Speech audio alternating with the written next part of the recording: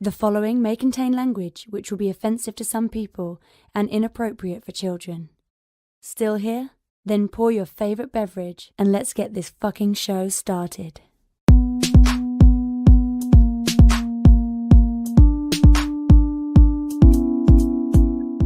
Forum, assemble! You are watching Fantastic Forum, the premier show about comic books and your live weekly conversation about entertainment and geek culture. We are the Fantastic Forum, coming to you live and direct from the Hall of F. Hope you're having a wonderful morning, afternoon, evening, or night, as the case may be, depending on where you are in the world. And if you're not, you should stick with us. We'll help you take it up a notch. You have the usual suspects in the building. First, he is our riddle. Inside of an enigma, trapped in Chinese finger cuffs. You don't know him. You love him anyway. He's our silent assassin, Jay. Hey, what's up? What's up? Next, he's our intrepid senior reporter. He's next in line for the cowl. He is our resident Dark Knight detective. It's Oz. It still bothers me that in that intro, my room is so blank. So you got to make a new video. And we got to use that badass J clip. Yeah. Yeah. There's a badass J clip? Yeah, the one I filmed when you remember. We'll show it to you. We'll show it to you. Yeah, show it to me again. I'm drunk. I'll send you the link. And that voice you just heard, that's the backbone, the pillar, the strength of Fantastic Forum, our nigh invulnerable brawler, and resident strongman, up close and personal, Moses Magnum. Why are you laughing? I don't know. I'm not used to you being like, I'm like, oh, like you came on and I backed up a little bit. I was like, oh, like Moses trying to kiss me. Moses trying to kiss me. Wait a minute, man. I love you, but not like that.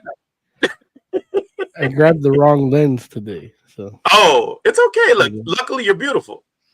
Mm. Like he's like, I don't know how to take that compliment. My name's Lawrence Young. They call me Mary Young. Welcome to Fantastic Forum. Oh no, you can back out. It's okay.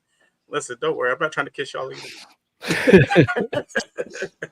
We got a great show for you today because we are going to be talking to you all about the movie based on the smash hit video game Borderlands that goes by the name of Borderlands. I'm sorry. So what? Borderlands. Okay. Or do you or do I need to say Borderlands? I mean, we're in America, so. Dang! Wow. I feel like Oz is like one step away from telling me to go back to where I came from. I know where you came from. Borderlands. Like it sounds weird when I say it like that. I don't know. How would you say it, Oz? Just how you said it. The right time. The good time. Borderlands. You know what? Let's just move on.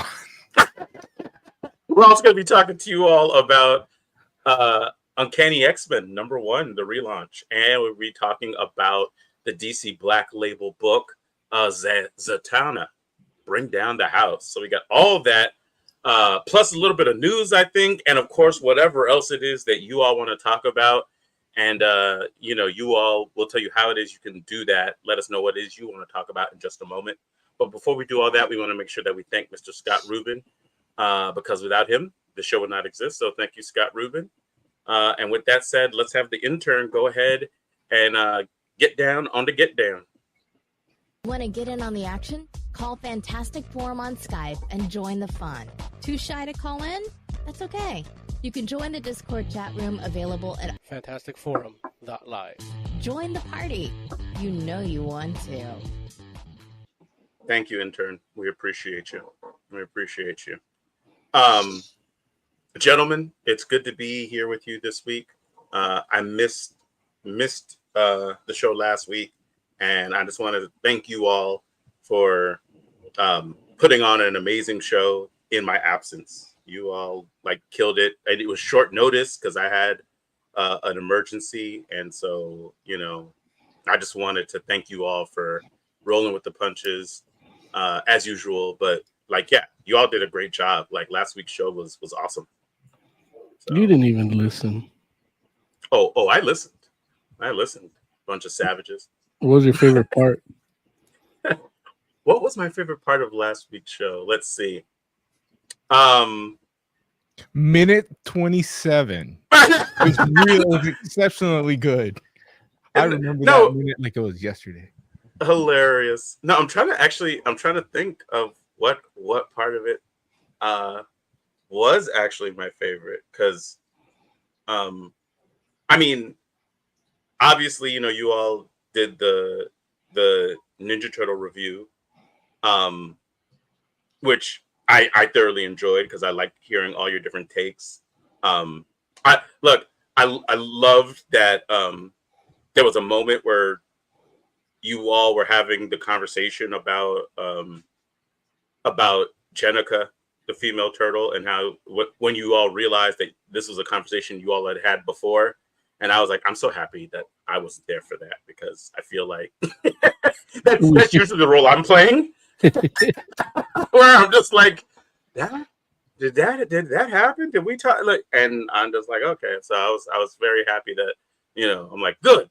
It's not just me, but it was a great conversation. And yeah, and a cool ass book, man. Like I was listening to you all, and basically like out here like, man, if I was there, I would have said this. If I was there, I would have said that.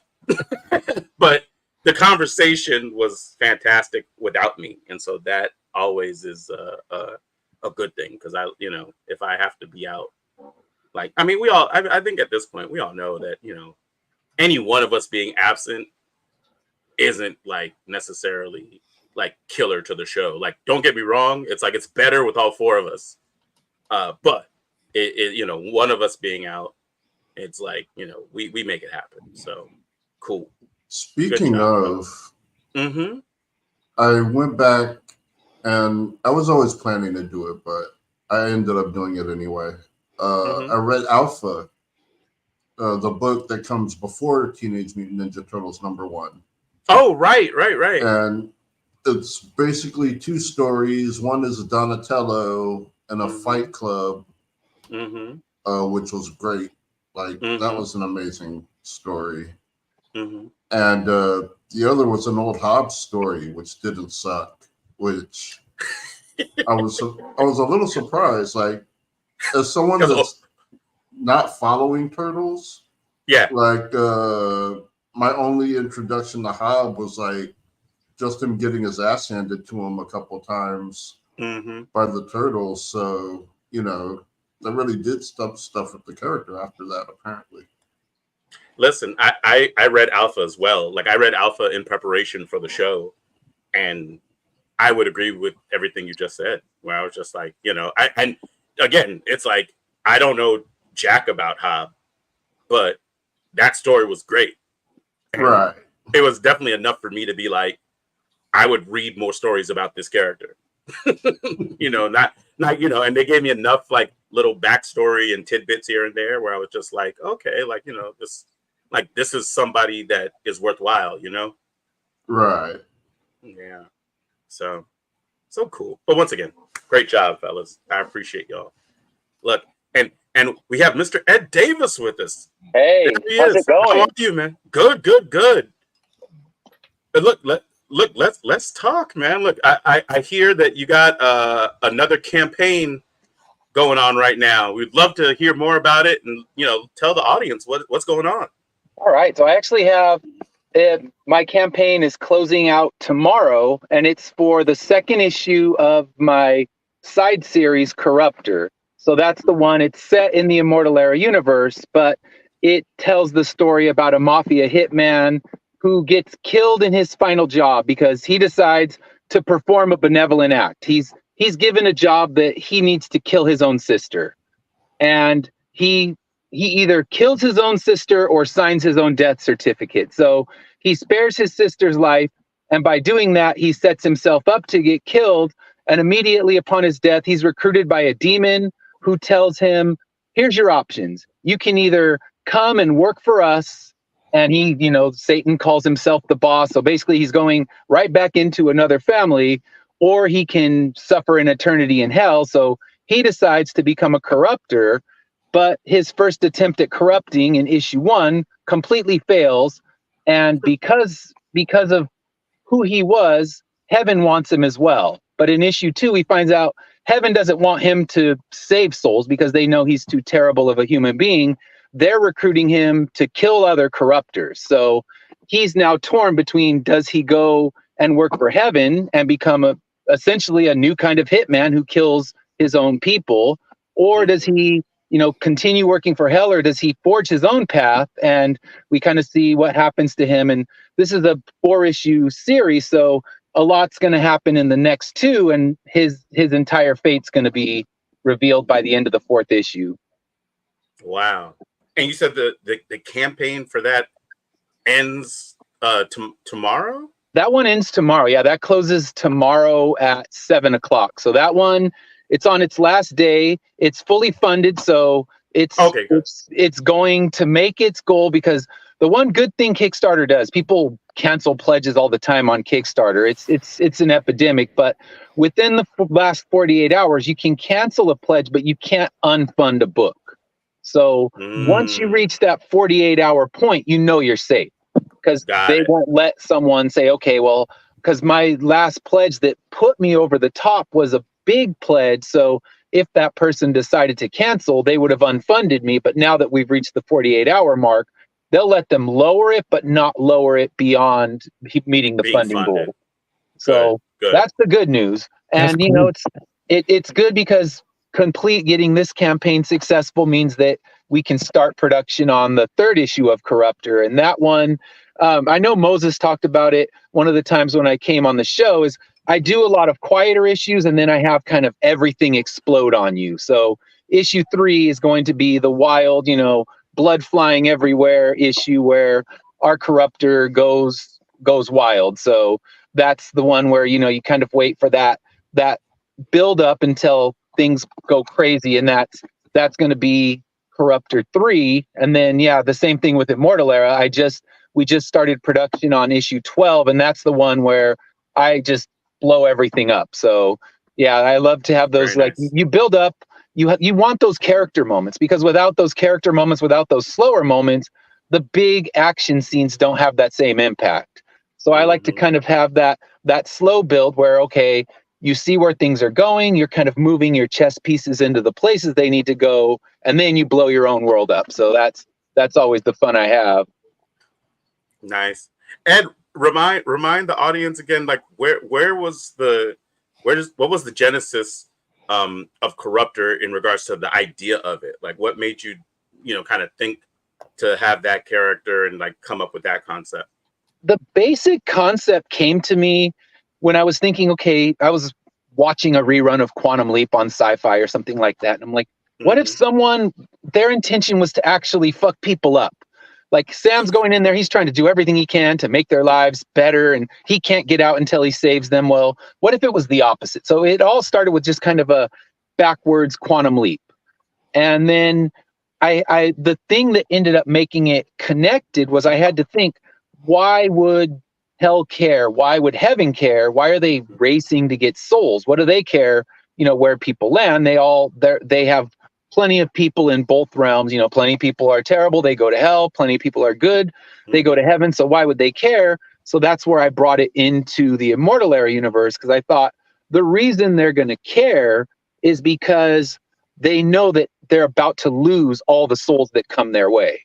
Because once the Immortal Era begins, the world's now out of their control. They don't know when it's going to end or if it's ever going to end, because basically the entire world was manipulated by a coven of witches, and once the realms are locked, none of the demons, none of the angels can actually come back to Earth, so it's all out of their hands. Yeah, this sounds awesome, man. Sounds awesome. And what about what's the supporting cast for Corruptor like? Supporting cast, we meet some smaller characters. In the first issue, we meet, it's very focused on Tony, but then he has a character just called the Auditor. And the Auditor is the one who kind of make sure he's doing the right thing, make sure that he is performing the corruptions he's supposed to perform and correcting him if he messes up. So the auditor, we meet him, and then we meet the nameless angel, who actually, when the whole series is done, we'll see that angel had major repercussions on the Immortal Era universe. So we've met him, and then there's a character, we don't know his real name yet. He's just the Rat, because he's the one that put the hit on Tony's sister, knowing that it was going to destroy him. He was either going to kill his own sister and suffer the pain of doing that, because he would have had to kill his sister and her young daughter. So it would have been a hit that he was hoping it would just break him, but if not, he would get killed. So we get this character, the Rat, and in the beginning of issue 1, when we flash back, we see that basically they fight and they kill each other. But in issue 2, we find out that the Rat also got recruited by Hell, and he's become a much better corruptor than Tony was. So now when they meet again, when they first met, Tony was the powerful force, and now the Rat is much more powerful than Tony, and Tony has to try to find a way to get his revenge on the Rat. Man, and they, like, do they actually call him the Rat? That's what Tony calls him. Yeah. No one knows. No, like what the mob called him, we don't know. But all we hear is Tony's interaction. So he's like, "You rat, you rat, I'm going to kill you," and that's all we know him as. We get a little more backstory of him as we move through things. So we'll find out, he's not just named the Rat, but as of now, he's the Rat. Kind of like one of my main characters in Immortal Era. We only know him as father until issue 6, where we find out his real name. So a lot of times it's like we wait, and then in issue 9, we get all of his full backstory, finding out how he got there. But for the longest time, no one knows anything besides call him father. Nice. I have a quick question. Ed, you're an independent comic book creator, and looking at the Kickstarter, this is your 11th book, 12th book? Yeah. I just had a question. How, obviously you've had these ideas for a long time. Yeah. What was the most difficult part of taking these ideas from your brain and actually making a physical book that somebody can read? I honestly think the hardest part was just learning what you need to do to make a comic book, because you have these ideas. Originally, it was going to become a novel. And then I decided, I talked to a comic artist and said, all right, let's make a comic book. I knew nothing at this point. So it's really, you just have to network with other people and find out what do you need to do, because, you get these pages done, but they're not formatted the right way. So there's so many small steps you need to do between even having finished artwork and getting an actual physical book delivered to you. So it's more just learning the steps, talking to printers, talking to other creators. And it's a long process. For Immortal Era 1, it was about 9 months of production before we were finally ready to release it.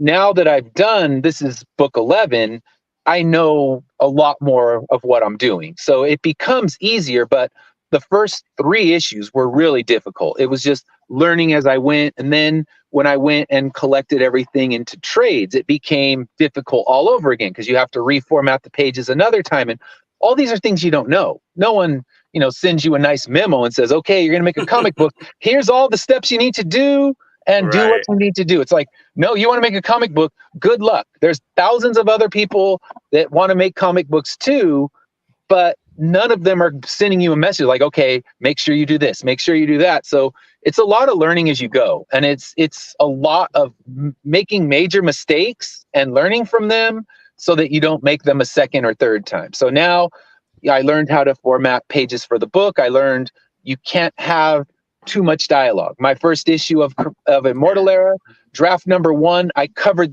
all of the artwork with dialogue. Works in a novel, but in a comic book, people want to actually see the pictures that you created. So all these things are learning things. So as I'm writing issues, I had already written the first 3 issues before we even published issue 1. So I knew issue 4, cut it down. You got to cut the fat. You have to keep enough to where people can go with the flow of the story, but not so much that they're reading a novel and you have no pictures left. So it's so much trial and error. But the thing is, if you go on social media, there's lots of groups for creators where you can talk to people and you can walk them through it. Because I'm talking with a creator right now. I'm trying to get a podcast going, and I said, I have no introduction. I have, all of these things I need. So talk to someone who's done it. So with anything, if you talk to people who are better experts than you can figure out the way to do it. And now, anytime I do a con, you get people that come to your table and they're like, okay, I want to make a comic book. Here's what I need to do. And, you hope that they follow what you tell them. And in the end, they're still going to make mistakes. When it comes down to it, there's no way to avoid making some mistakes when you start this whole journey. Yeah. What would you say?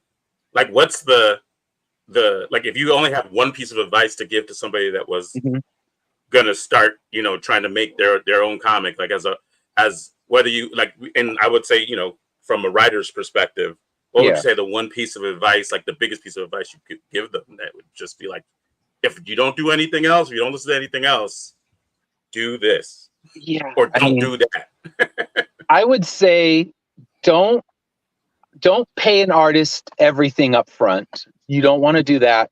But more than anything, save money. Don't think this is going to be a cheap thing to do. I tell any creator, if you want to create a comic book, don't write your scripts, do all of that, but don't do anything till you've banked at least $5,000 to pay for the production of the book, because that's about what it costs to get the art, the printing, and all of that done. And of course, the price varies. And they're like, well, I found an artist who's much cheaper. Well, look at the art. You'll be able to tell it's much cheaper. So I tell them, you need to know what your limits are. If you are just like, I'm going to take whatever artist is going to work for me, I don't care. I can save $2,000 and be ready. Well, be prepared that the final product's not going to reflect what was in your mind. Right. So I put away $5,000 before I even started sending any messages to artists. And 5Gs was for an issue, or is that for a run? That was the first issue, as well as all the backdrops and things you need to get to actually go work at the cons. Got it.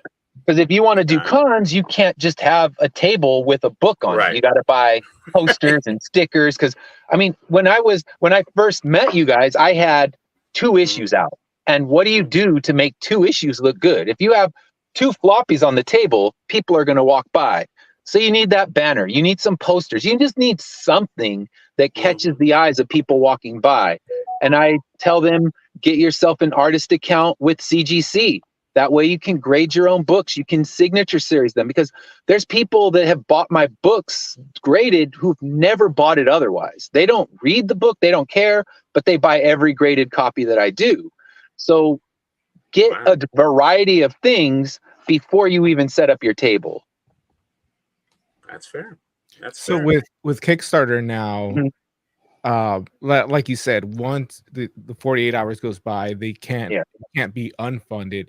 Does that make it easier with like an artist, where you can give them a certain amount up front to get them started, and then once the Kickstarter is fully funded and ready to go, you can say, okay, look, we're funded.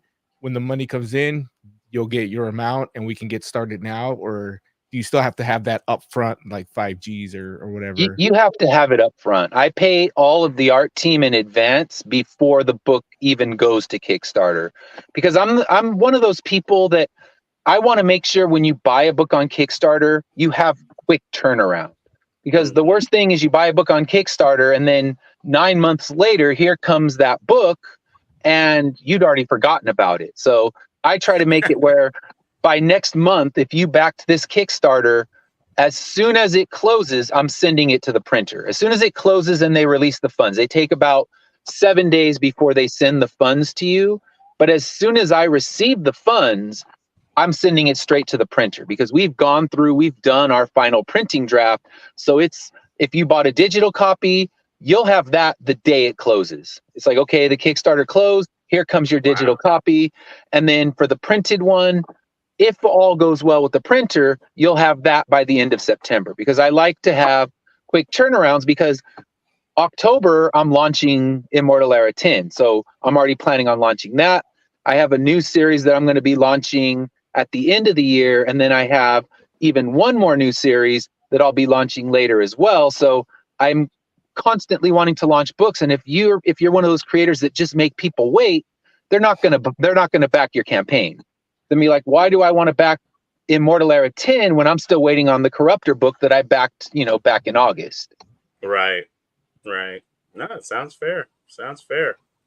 And I was seeing in your social media, you have a like a Cthulhu mythos story coming out too, right? Yeah, that one I'm due. I was invited to be in the Cthulhu Invades Fairy Tales anthology, and this is one that's done by Orange Comb Productions. It's a big, $50,000 book.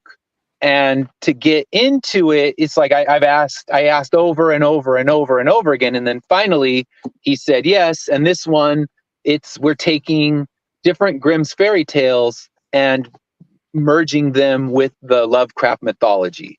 So for the story I have, it's taking the fisherman and his wife, where the fisherman catches a fish that's magical and lets it go, but his wife gets greedy and like, how could you let that fish go? Give me more wishes. And in my version, he asks for more wishes, and every time his wife makes a wish, she becomes more and more a deep one. So she starts to merge and metamorphosize into a deep one, and by the end, they are calling Cthulhu out of the water, and he's coming to take over the world. So it's taking that fairy tale and kind of twisting it, and they liked the story enough that I got invited to the next volume. There's going to be 3 volumes of the fairy tales. So I got invited to that one. And for that one, I'm adapting the Golden Touch and the Dunwich Horror. So it's great. Once you get in, as long as you keep producing and you get the stories out, you get that, open invite. So it's really nice to be a part of that and, have my name in a book where we have writers from Marvel, from DC, from Image, a lot of, big name writers. And then you get to be a part of something like that. And is that being crowdfunded as well?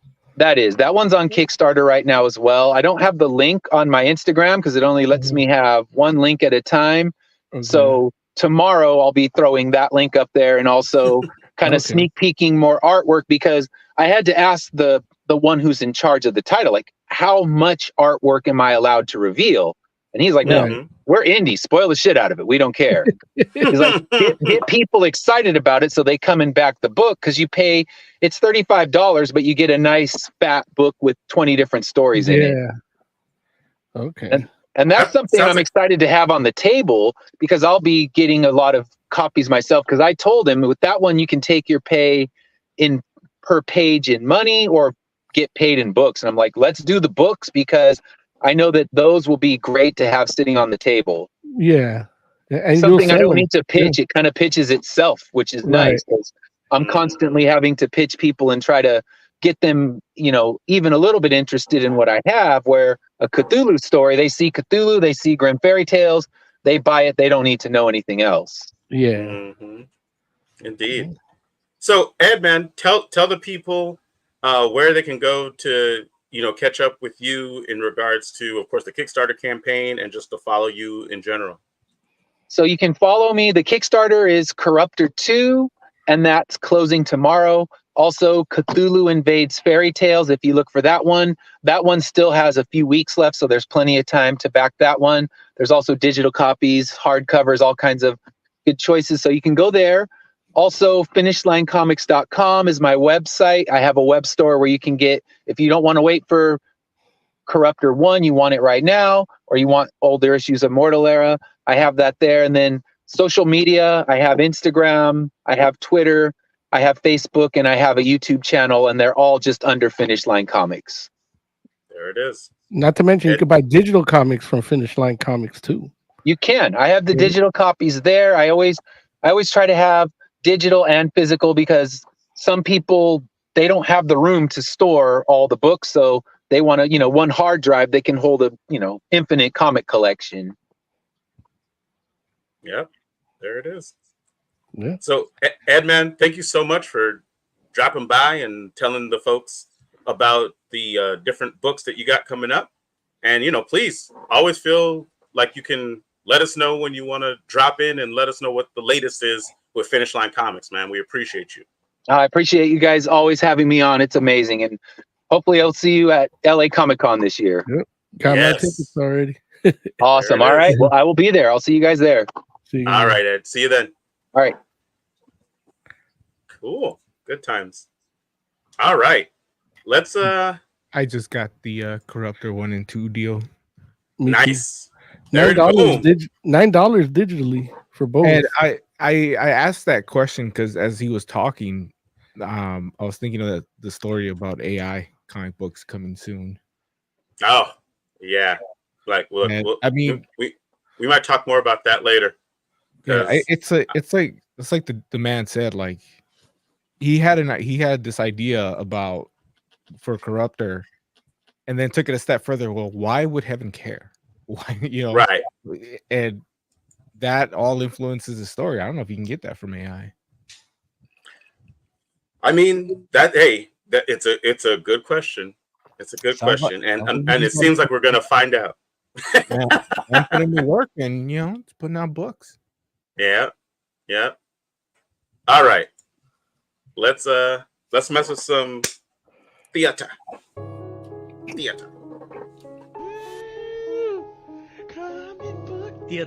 Comic book theater.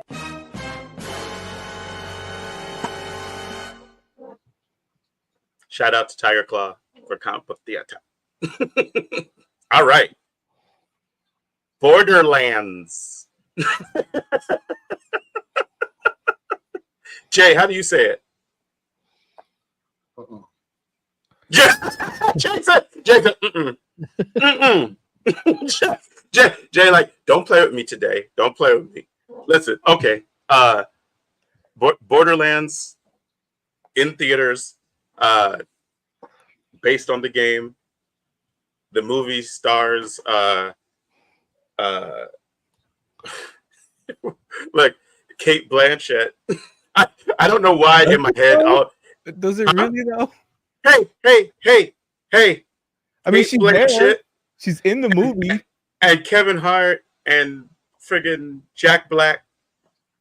Look, in my head, for whatever reason, the name that came into my head was Kate Winslet, and I'm like, that's not Kate Winslet. I'm like, but anyway, listen, I forgive the rest of you. Forgive me if it turns out that I'm misspeaking here, but as far as I know, on Fantastic Forum, like Jay is our resident Borderlands fan. What? Oz also likes Borderlands. Nah, but does he though? Doesn't even know me. Does he? You play all the Borderlands games? You play Borderlands? Yeah, it's like bootleg Fallout. That's fair. That's actually what it was when it first came out, but now it's become its own thing. Oh, did it not have like all the personality in the first game? No, it did, but it might not have been the case. It just came so soon after a Fallout game that that's how that people are just saying that. Yeah. Oh, okay. I hear that. Cartoony, yeah, almost like a parody. Of a Fallout game. Kind of like Saints Row was to Grand Theft Auto. Right. Yeah. But Saints Row was actually that though. Right. But it had like all the personality. It was just right. Yeah, I hear it. I hear what you're saying. Yeah. But okay. So look. Oz, why don't you start us off, man? Tell the people about Borderlands. Borderlands. tell the people about this movie, man. So yeah, this movie happened. They tried to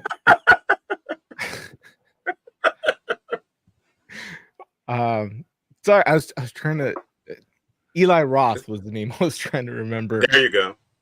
So Yeah, Eli Roth is taking us back to the old days of video game adaptations. He directed it?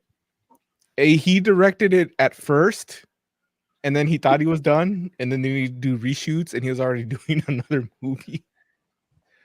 So, Tim Miller Oh, came in and like reworked it a little bit. So if it feels a little bit like a mishmash, it's kind of like that probably didn't help. It's a Justice League situation. Mm-hmm. But I kind of enjoyed Justice League. Who was the guy that used to make all the video game adaptations? Uwe Boll? Uwe Boll, Yeah. Uwe Boll?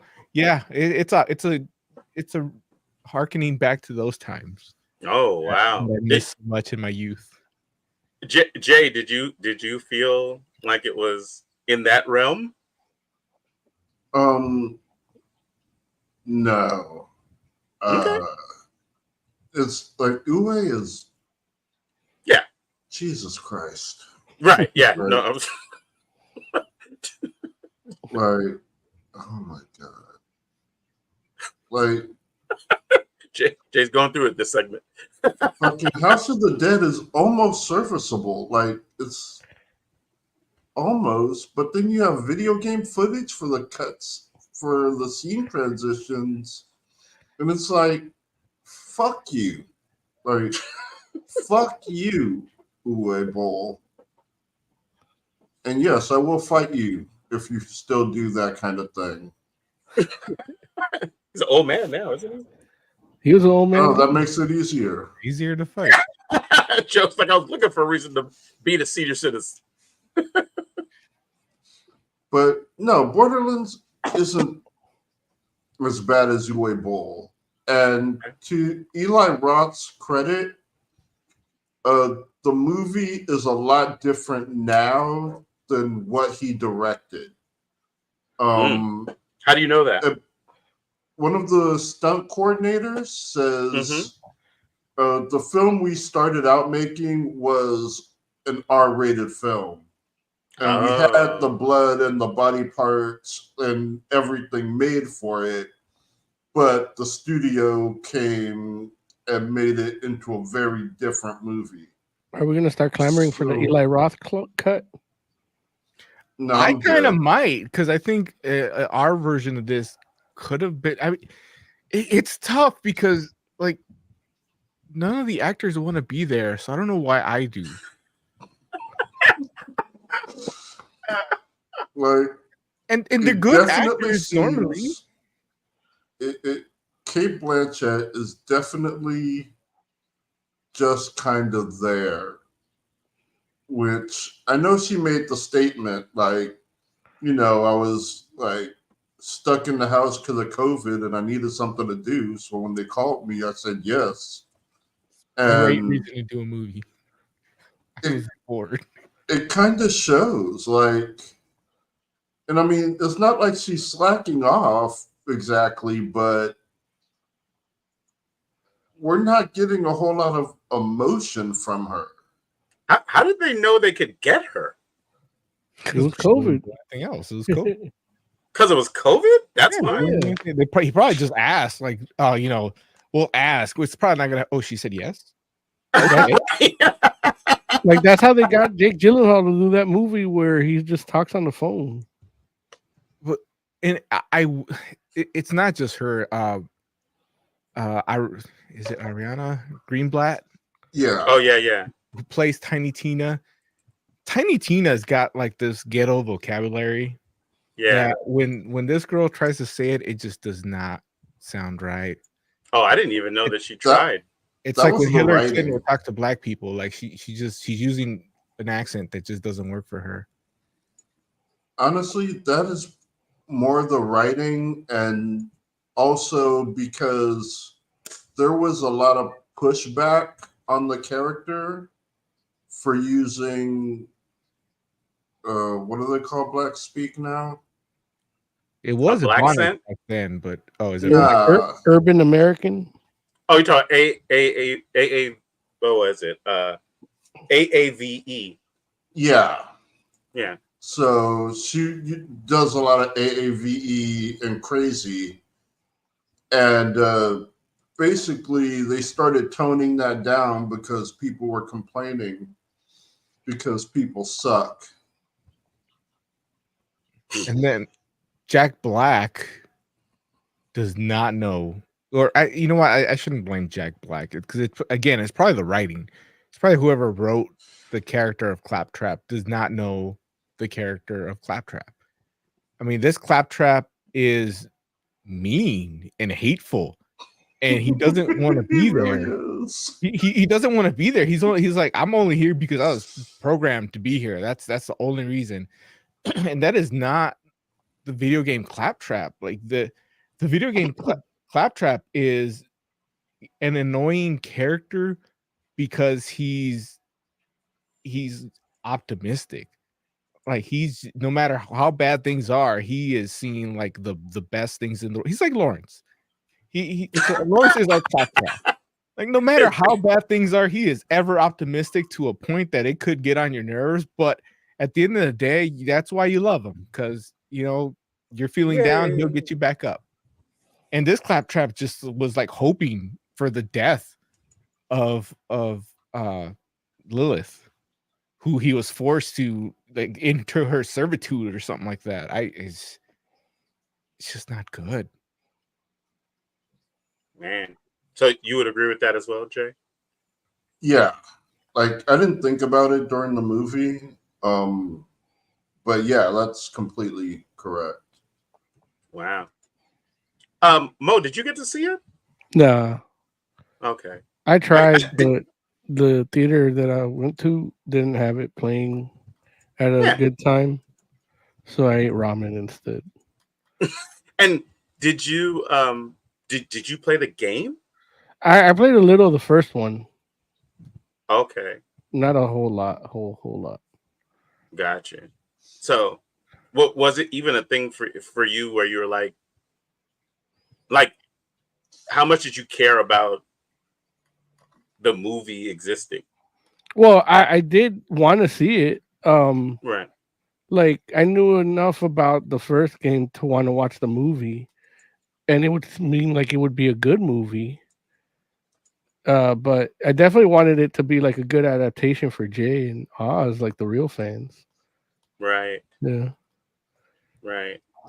But that's too much to ask for, I guess.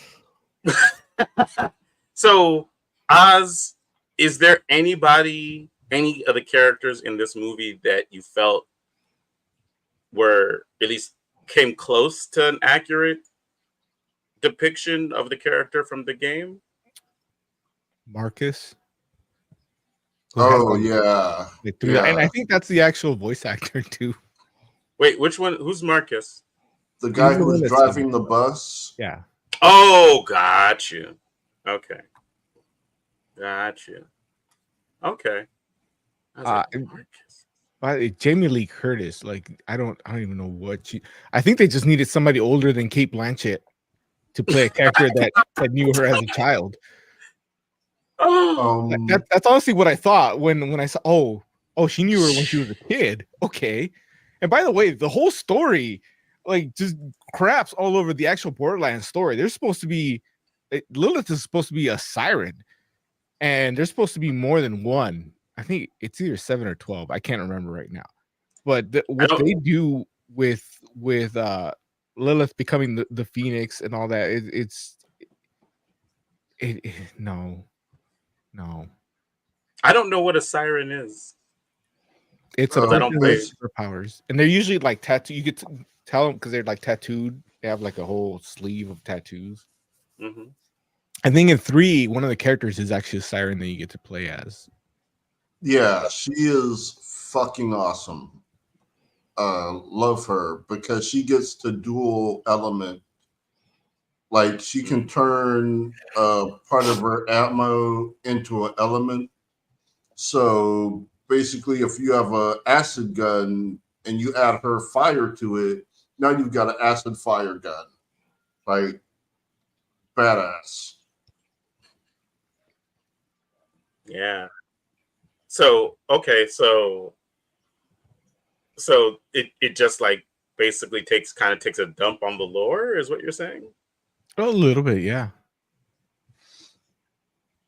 Is like, Jay, would you say there was anything like any salvageable? Because I mean, I watched it, but I watched it like as somebody that like I tried playing the first Borderlands game, the first Borderlands. No, it's like Timberlands. Yay! See, you get it. AAVE. But I played the first one. I feel like primarily because you wanted me to, Jay, where I was just like, oh, I'll give it a shot. And it just didn't have someone to play with. Right. And it didn't speak to me. Like I tried, but at the end of the day, I was just like, this is not it for me. Like which is wild just because I like first person shooters generally, but I think that game came out right at a point where my taste kind of changed. And I was just like, like all I need for shooters is Splatoon. And I have fun with some of the other ones, but I'm just like, I don't know. Like if I kind of get, that's where I was at, I think. But I definitely didn't get far enough into it to kind of feel like, okay, like I know what these characters are supposed to be like. The only one that I had any kind of real sense of is was Tiny Tina, and that was just because she's like the biggest personality or one of the biggest personalities in the game, right? So you can't help but like if you're gonna like know somebody and not really be familiar, she's one of the people that you would know, right? I feel like I think the other is the other character that I like, and I think is was it Handsome Jack? Is that a character? Jack was the main villain for like 3 of the games. Okay, so yeah, and that character wasn't even in the movie, right? Nope. No. Okay, so I think it would have been a much better villain for this movie. Now, and that's the other thing that I think they could have done. If I don't think anybody actually played the games, to be honest.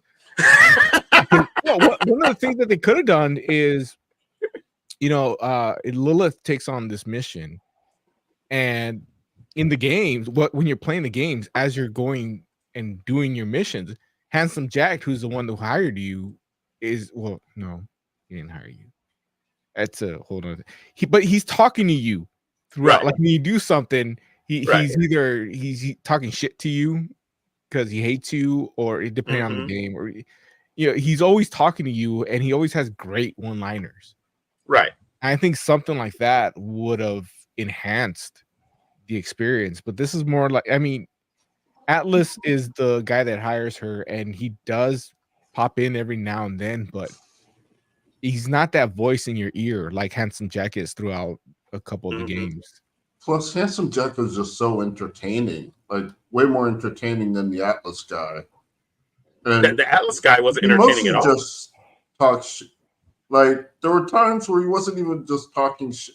Like he would just like, be rambling, like just talking to himself or something. Like there's a part where you can see like 2 rainbows, and he's like, "Ooh, double rainbows! What does it mean?" Classic. And Jack was a great villain because he was funny, he was scary when he needed to be, and he just had a ton of personality. Like almost the exact opposite of the Atlas guy. To and Jay's the funny point, thing is, the guy that's in charge of Atlas in the games is like has personality. They're just like, we don't need that for this movie. To Jay's point, just how like interesting Handsome Jack is. There's a throwaway line where he just talks about he's got so much money he's gonna buy like a diamond encrusted unicorn or something, like he just goes off it, and it feels like a throwaway line, and then eventually that's a thing. Like there is a diamond unicorn that oh my god, wow, so many missed opportunities. I don't know how he called him Butt Stallion. Yeah, I don't know how you can make a movie and not include Butt Stallion or any reference to Butt Stallion. Tireclaw in chat is saying that there is a good video game adaptation coming. Oh, I guess I could put that. It's so long though. Tireclaw, you're so long. Don't put that. Tireclaw says, I feel you guys having to go through watching a bad video bad video adaptation, but not to worry though. A good video adaptation comes out later this year in December, and it will surely make up for this. What are you talking about? Do you guys know what he's talking about? Video game adaptations are hit and miss. Like some are good, some are bad. There have been good ones. There will be again. We're also gonna have bad ones again. Which movie comes out? Oh, Sonic 3. Oh. Which was I don't both know, hit dude. and It's a miss. little early to. Right. Sonic 2 wasn't as good as the first one. It's like Sonic 3 may go even further in the wrong direction. Who knows? We'll see. I'm hoping it doesn't. And if they really just keep it to Shadow versus Sonic, that'd be amazing. That would be great. But if we get the whole family involved and have another destination wedding, it's gonna be destination goddamn reason. It's gonna be a divorce party. Yeah, that's but what I will say in regards to Borderlands though is like, again, being somebody that like I'm literally on the periphery of Borderlands. Like I know it exists, I know it's popular. I like anytime I see it, it's like I can immediately recognize Borderlands for what it is, just because it has its own very unique visual style. Maybe it's not unique visual style, but I feel like it definitely ushered in an era of a particular style of video games, which a lot of others may copy now. But you can still, like, when I see a screen, I'm like, oh, that's Borderlands. You know what I'm saying? But again, like, just being like, okay, I only know like of two characters. Like, if you had asked me to name two characters from Borderlands, Tiny Tina and Handsome Jack were the only names I'd have been able to come up with. And only one of those people was in the movie. And the Tiny Tina character didn't feel like the one that I knew from the game. And then I was like, who's Roland? I'm like, I didn't get far enough in that game I don't even remember that guy. Now here's the thing. Roland is one of the four playable characters you can play as in Borderlands 1. So it's Lilith, Roland, Brick, and Mordecai are the initial four players you can play as, with the DLC characters Paige being added in later. Roland, his special dude, so fucking great. Just a better than Roland. Like, Roland's special ability was to throw out turrets. Paige had a robot that would actually go like and beat people up for you. So like, that's awesome. An advanced version of that. Mordecai had a falcon that would like home in on people. Lilith had a special ability. I think it made her faster, I want to say, but I'm not 100% remembering. And I don't remember Brick's ability. He was the tank. He had the tape fist, I believe. So it's interesting because, again, like from an outside perspective, it's like Lilith, who I would not have been able to name, but I would have recognized the character as, oh, that character is in Borderlands. Like, I know that. Like, Lilith is one, and then Krieg, is that how you say his name? Krieg? Yeah. Krieg was in either the second or the third, and I think it was DLC. Well, I'm just saying, like, Krieg is another, like, I would have recognized that character from the game, you know, but I don't know. I wouldn't have been able to name either one of them. So, you know, and then everybody else, I was just like, I don't know if these are characters made up for the joint or like I don't know if they made it for the movie or if they're from the game. I don't know. If you didn't play the first game as Roland, I don't think you'd really know much about him. He factors in a lot more in later games, and he's definitely like there's a whole DLC where Tiny Tina has to deal with the death of Roland. Spoilers. Here's the thing. In I want to say the second game, all four of those characters, those are the people you're getting your missions from and your support from. So it's kind of like each game reintroduces the older characters in new positions and new ways. Got it. But one of the things I wanted to ask you, because you're not familiar with the game, just what did you think on its own merit? Like the story, characters? It was very bland, man. So bland. Like which is crazy because I feel like, again, I didn't play a lot of Borderlands, so I don't know much about the lore, but the world always felt rich in regards to like the possibilities for stories to tell. Like in the same way, like how, like League of Legends. Like when you look at League of Legends, it looks like there's stories there. And you may not know what those stories are, but it looks like, it's ripe with possibility. And, obviously, as we know now, when they made like Arcane, it was like mission accomplished, right? Even if they made changes, it's like, yeah, that's how like they took the characters and they told some amazing stories with those characters. I was thinking you can do that with Borderlands as well, but not with this movie. Because I was like, everything just feels like very generic. I was in the theater like, okay. Like, did you like Krieg's muscles? Listen, I was looking and I was like, that definitely looks like some kind of airbrushing thing happening there. And airbrush. Dude was way more buff than I'll ever be. But it was a little airbrushing, which is fun. He worked out. He did 20 ab workouts 3 times a week. No, I'm so disappointed in him.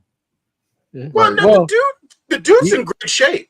You can watch his workout video in our Discord. The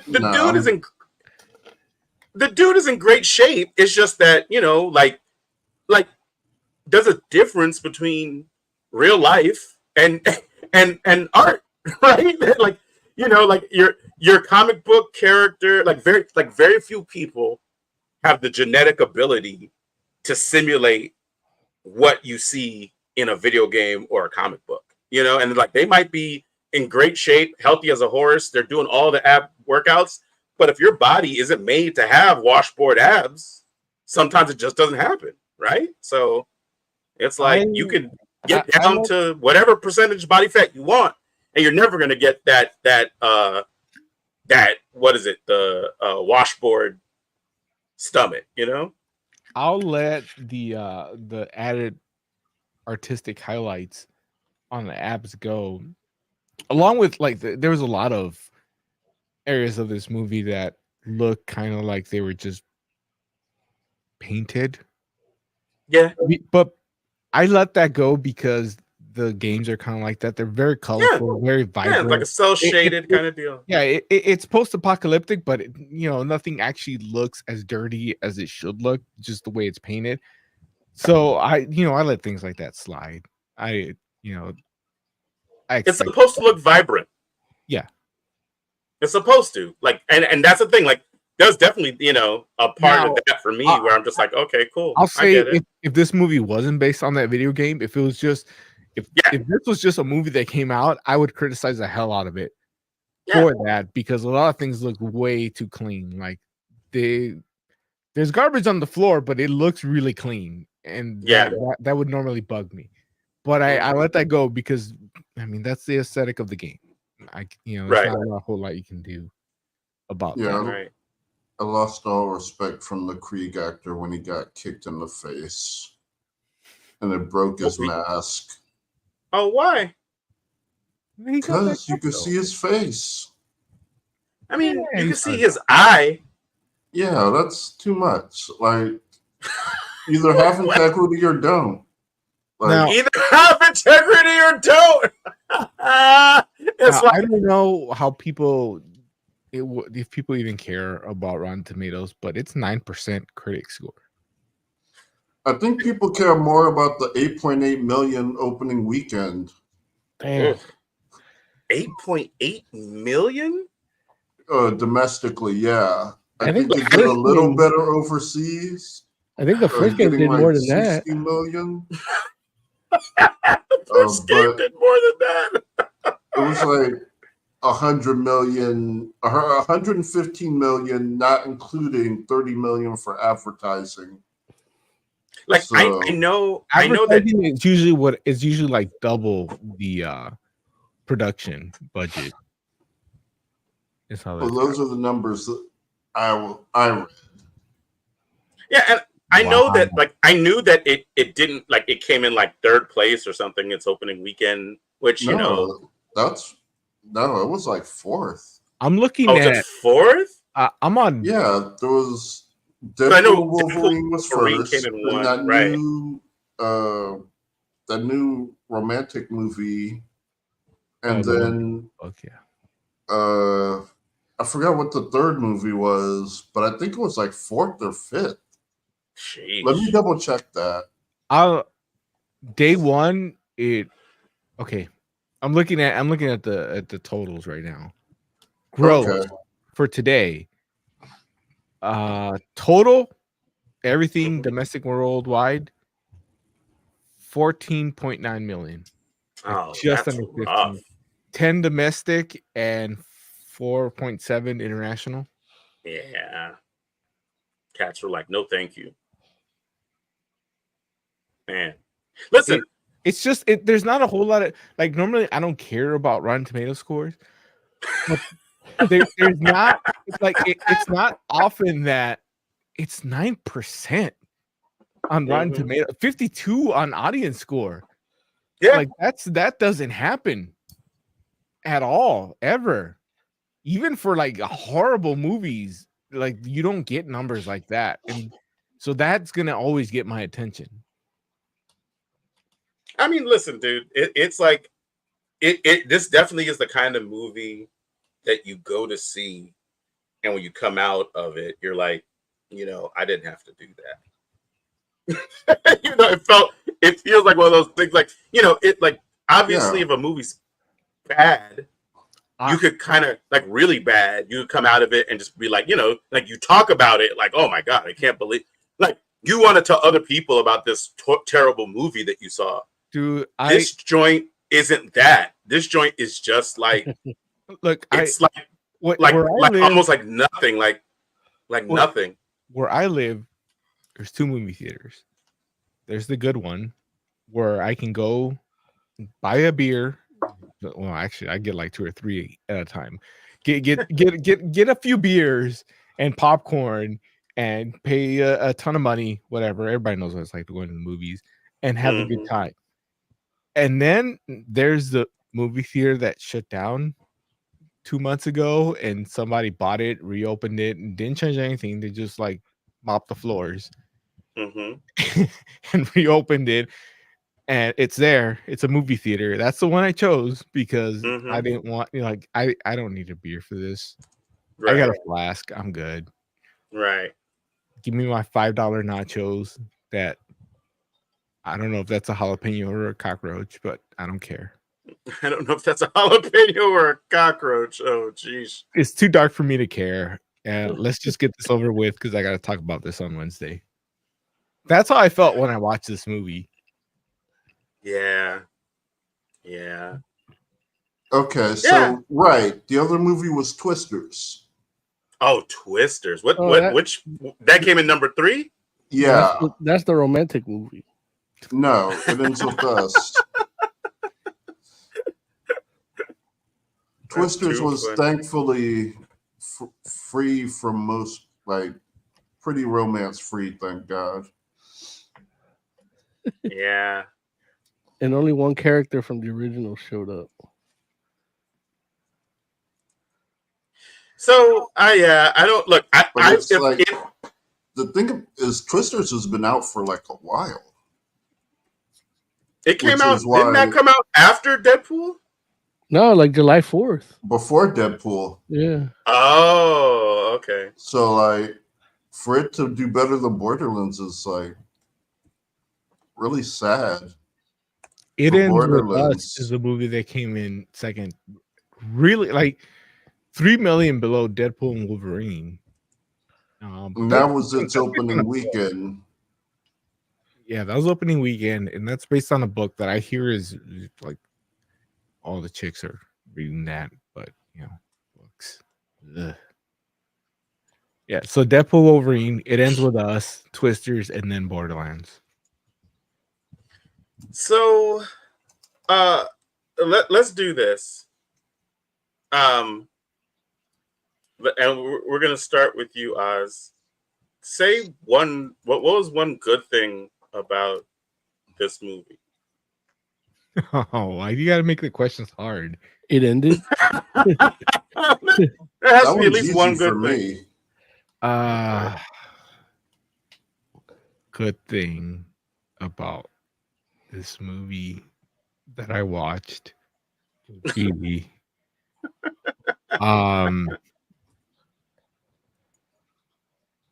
Jesus. Wait, okay, we'll go to Jay. Okay, Jay. Yeah, I might steal what Jay said. Jay, what was one good thing about the Borderlands movie? There were 2 jokes in the trailers that went on for way too long, and they were cut short for the actual cut of the movie. So that's good. What were the jokes? The one where Claptrap is pooping out bullets. Oh, that felt like forever in the movies, but okay. But it was a lot longer in the trailer. Oh, wow. Where he's like, "Look, don't look at me, don't look at me. Wait, look at me. Yeah, that helps." It's like, they cut that shit short. Okay. And the Piss Watch Gulch, that was a lot longer in the trailer than it was in the movie. Where the girl swallows a pee? Yeah. Okay. So that was good. That's a place in the game? Yeah. Okay. All the places were places in the game. Caustic Caverns is like a DLC. Yeah. Like they exist, but it's like it's like that the Karate Kid remake with what's his face? Jaden Smith. Oh, Jaden Smith. Yeah. Like they call it the Karate Kid, but he's learning. They use the name, but like, is it really? Like, it exists. Okay. And so, what about you, Oz? What was thing? I don't know, because a lot of the people in this movie I actually like, but I don't like them in this movie. Even like Gina Gershon, like I like her as an actress, and I did not like her as Moxie. Dude, she was so goddamn awful. Wow.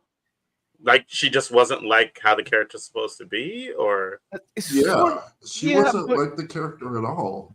It's weird because Moxie is supposed to be an older character that, like, you know, she's probably a hooker at some point, and like this checks all the boxes, but for some reason I just couldn't, like, it didn't feel right watching it. So I don't. Krieg's abs, I guess. Good. Like, Krieg's never wears a shirt, so that's good for some people. Is it still Pride Month? No. Okay. That's all I got. This movie was terrible. I can't, like. Yeah. I watched it under protest and sober. Is how bad it was. I will say that for me, I'll give Kevin Hart props because he didn't act like extra Kevin Hardy. Like, I feel like, you know, he felt Kevin Hardy. Like compared to what Roland compared to what Roland should be. No, well, yeah, but that's not. See, you're using the wrong metric. Like Kevin Hart, for all intents and purposes, like plays the same character in almost every movie, and for some people, I feel like that's what he did in this one. Oh no! You know what? Hold on, toned down. He was much more toned down in this than he usually is. Like I think anybody watching this review right now, I think Lawrence, your opinion is probably the most impactful because you are not a fan of the game. Yeah, or at least didn't play. Like you don't know any of the lore. You come in a blank slate, and I feel like a lot of people watching this movie. Might be in that same boat. I mean, like that. Yeah. So I'm gonna defer to you, and if you think he's less Kevin Hardy, then but see, that's the thing though. Like this is not even about. Yeah, this isn't about like the game at all. This is more about being a person that's watched. Well, how do you feel Kevin about Hart movies? Like Kate Blanchett's character and Claptrap, Tiny Tina? Because you don't know what the characters are supposed to be. Tiny Tina doesn't even show up till Borderlands 2. So you come in to this completely blank. So I kind of want to hear your opinion on the characters. Yeah, I mean, listen, none of the characters were compelling as far as I'm concerned. Like there was not anything of like I didn't want to know more about anyone. Like not one character. Ridiculous. Like, throughout the entire. Always want to know more. About characters like that. That is. See, that's the thing in the games. The first time Tiny Tina she wants her badonkadonks. Like I want to know what the hell she's talking about. I didn't care in this movie. No. And another thing, like like I'm familiar with that like scene, just because again, like Tiny Tina is a big character, like like she reaches out of the game and brings people into it a little bit, But yeah, I would like the most interesting character in this whole movie was probably the husky henchman for Atlas that approached Lilith in the bar. Like that dude was probably the most interesting character in the entire movie. And which is sad because this dude's in the movie for like 5 minutes, and I'm like everybody else. I'm just like, man, and I don't know that actor. I don't know who that guy is, but that guy was probably like the best character from like a character standpoint. And second is probably the bus driver.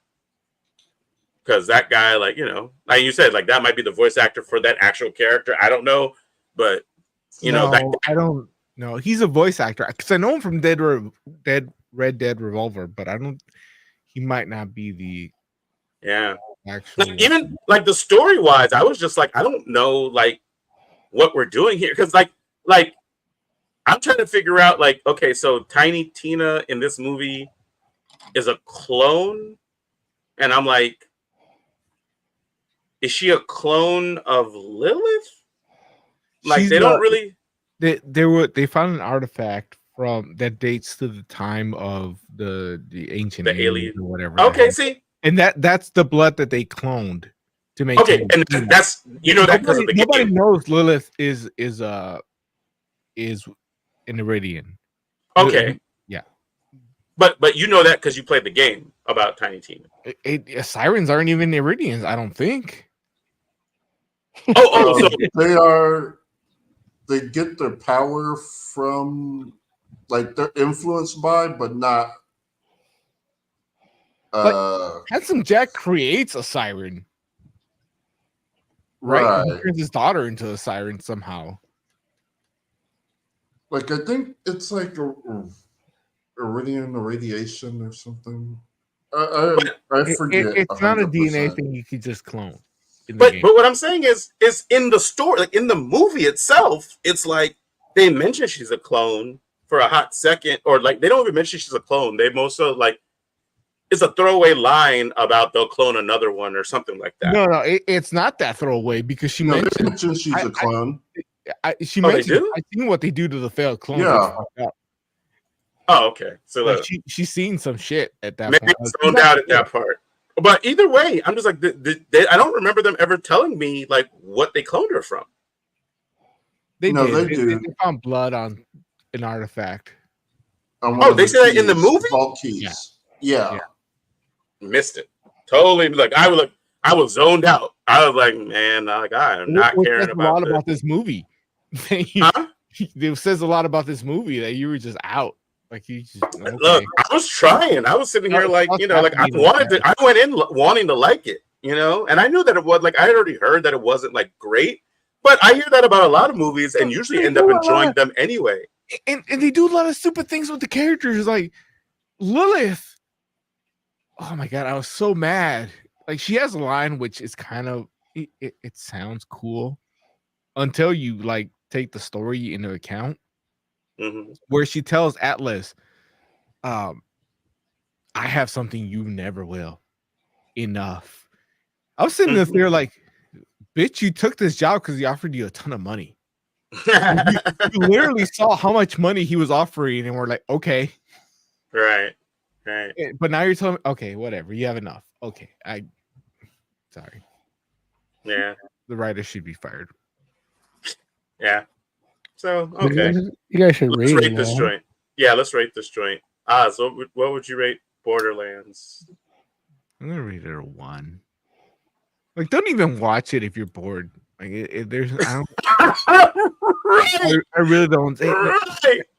Normally, I give it an extra point if I saw it sober because I figure I'm missing something. But no. Yeah. No. Yeah. Nothing good. Jay, what would you rate Borderlands? 1 sounds about right. I know we didn't get into how bad some of the VFX are. There was no need.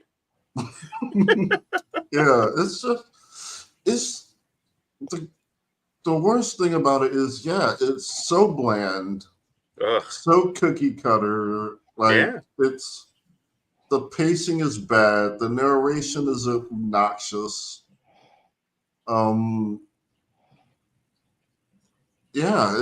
There's not really anything good to take away from this movie. Except that it wasn't as long as it could have been because they could have added those seconds from those jokes they cut. Yeah, I wish I could say this movie was too woke, but that's not even that's not even an issue. No, there's like 1,000 problems before you even get to looking at that. There's there's no wokeness at all. I wish there was. I wish that's what I could complain about, but it's just bad. That's all there is. Bad on its own. Yeah. I would give it a 1 as well. Like one feels like the right number. And yeah, like you hit the nail on the head because I was in the theater like this is not even the kind of joint where it was like, oh, like if you're flipping through channels, sometimes you're like in a movie theater and you're like, okay, I should have just waited to watch this at home. And it's like, I was like, no, I wouldn't even want to be watching this at home. I'm like, no, like I'd rather sit in silence. So anyway, Mo, what do you want to rate the rating? Yeah, I mean, you guys made me not want to watch it, so I guess it's good. It's a 5. 3. Yeah, 5. Oh, that's a 5. That's a 5. If you watch it, we saved you. If you watch it, we gotta like film you watching it so we get some positive out of it. I'll probably end up liking it. You won't. I really hope you do because we need somebody to say something good about this movie. What's Tiger Claw? Tiger Claw chat says, sucks that you guys had to go through with this movie, but this weekend Alien Romulus comes out. I'm sure you'll have a much better experience. I already got my tickets to see Alien Romulus. Please don't make me watch Romulus. You don't have to. But I'm hoping to enjoy that. Like I'm gonna see that tomorrow. I'm gonna wait until I can watch that at home because I feel like that's gonna be too. Who's making that? What streaming is gonna have that? I don't Fox? know. Like Disney, sure. Hulu, Disney maybe Plus. Maybe HBO Max. I don't want to pay to watch it in the theaters, but if you guys tell me it's good, I might want to check it out streaming. You don't think it's gonna be good? You didn't look no. Really? Wow. Okay. What looks wrong with it? It just looks generic. And look, all I know is I've seen the previews. It looks like an Alien movie. Like Alien honestly, movies. after the last, after Prometheus and the other one, I'm looking forward to a return to basics. And that's what makes me think it might be decent but like the last Covenant and all those, like they look good, and I watched them and I did not really enjoy them.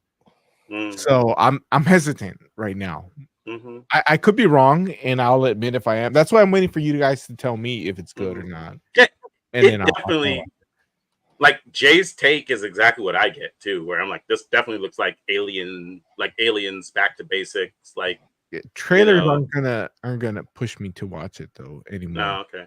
It doesn't look like it's going like along with the Prometheus kind of There's angle. been a lot of trailers, not just for. There's been a lot of trailers that look good and haven't delivered. I like Prometheus. And look, I do too. Honestly, I like those movies as well. No, you don't. Yeah. That's why you want back to basics. No, I mean, listen, they made 3 of them, didn't they? So you can't have 4? You could, or you can have back to basics and then do a Prometheus and go back and forth, right? Like, no.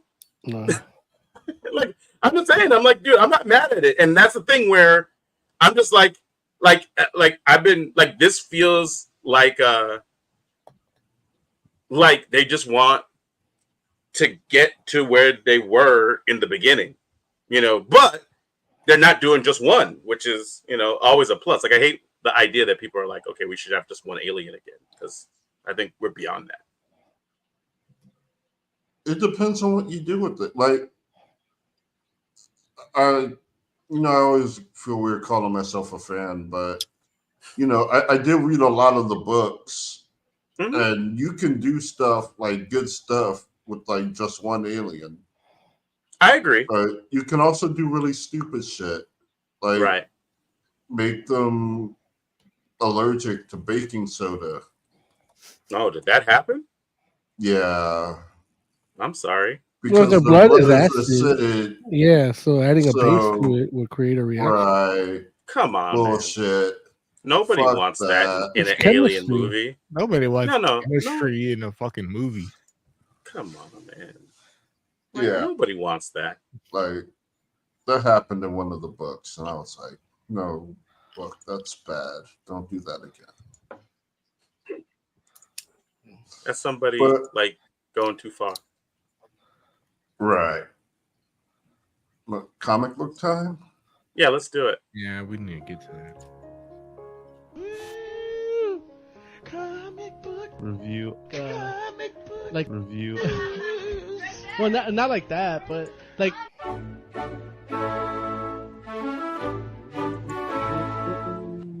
All right. Would you all like to start with Zatanna bringing down the house? Okay. Or bring down the house, I'm sorry. How about Mo? Why don't you tell us about it? This is Zatanna's Black Label book. I believe it's 3 issues, like all Black Labels are. They're on issue 2 right now, but this story takes place before Zatanna really accepts her calling as a magician and as a heroine. So it's not really, it's kind of origin-y, but not really. It's just her first adventure, kind of. And it deals with her being, flashbacks of her dad, some botched up shit that keeps her from really wanting to be a true sorceress or magician. And she just settles for being a illusionist in Vegas. And then her hero's call comes, the demon's coming after her, and she gets help from a mysterious stranger. And yeah. Hey, what's up, Burr? What's up? Burr. So yeah, that pretty much sums it up. Mo, did you read issue 2 as well, or did you only I did. Okay. I also did. Okay. How about you, Oz? I just read issue 1. That's okay. Okay, cool. So And you? I read 2 issues as well. So let's start with the art. Who's the artist for this book again? Does anybody know off the top of their head? No. It's like I can look it up. Okay, I'd appreciate that. But yeah, what Mo, what did you think of the art for this book? I liked it. This is like, kind of man, I forget the dude's name, but the dude that did like the Peter Milligan run of Human Target for Vertigo. Kind of retro-y, kind of kind of already, but kind of pop arty too. Gets a little like, there's a page where she's like going to ask her dad about learning magic, and it's just like the exaggerated proportions of the room are like kind of psychedelic, but it's just really like showing how scared she is. It's almost like cinematic in a way where it's like showing how scared she is and how high regard she sees her dad as a magician. So it's very expressionist. And if you will, it's Javier Rodriguez. Thank you, Jay. Appreciate that. He does art and colors. Okay, cool. So, yeah. How about you, Oz? How'd you feel about it? The art. The art, not a fan. Like I can't say it's bad. I've seen a lot worse. I just don't like the art style where stuff isn't shaded. Gotcha. Like you have a circle and the person's face is like just floating in it. And there's a lot of that in this book, and I'm just not a fan of the art. Not bad. Like I've seen bad art. This is not bad art. There is definitely that pop influence on it. It's just not something that I enjoy. Right. No, yeah, not your like particular preference. So I could totally understand especially not for a Zatanna book. I have expectations for a Zatanna book. Yeah, but it's Black Label. Like that's like your Vertigo. I have expectations for a Black Label too, and this is not like it. It's not. It doesn't have that dark edge to it that I expect from Black Label. Everything I'm looking at here is shaded.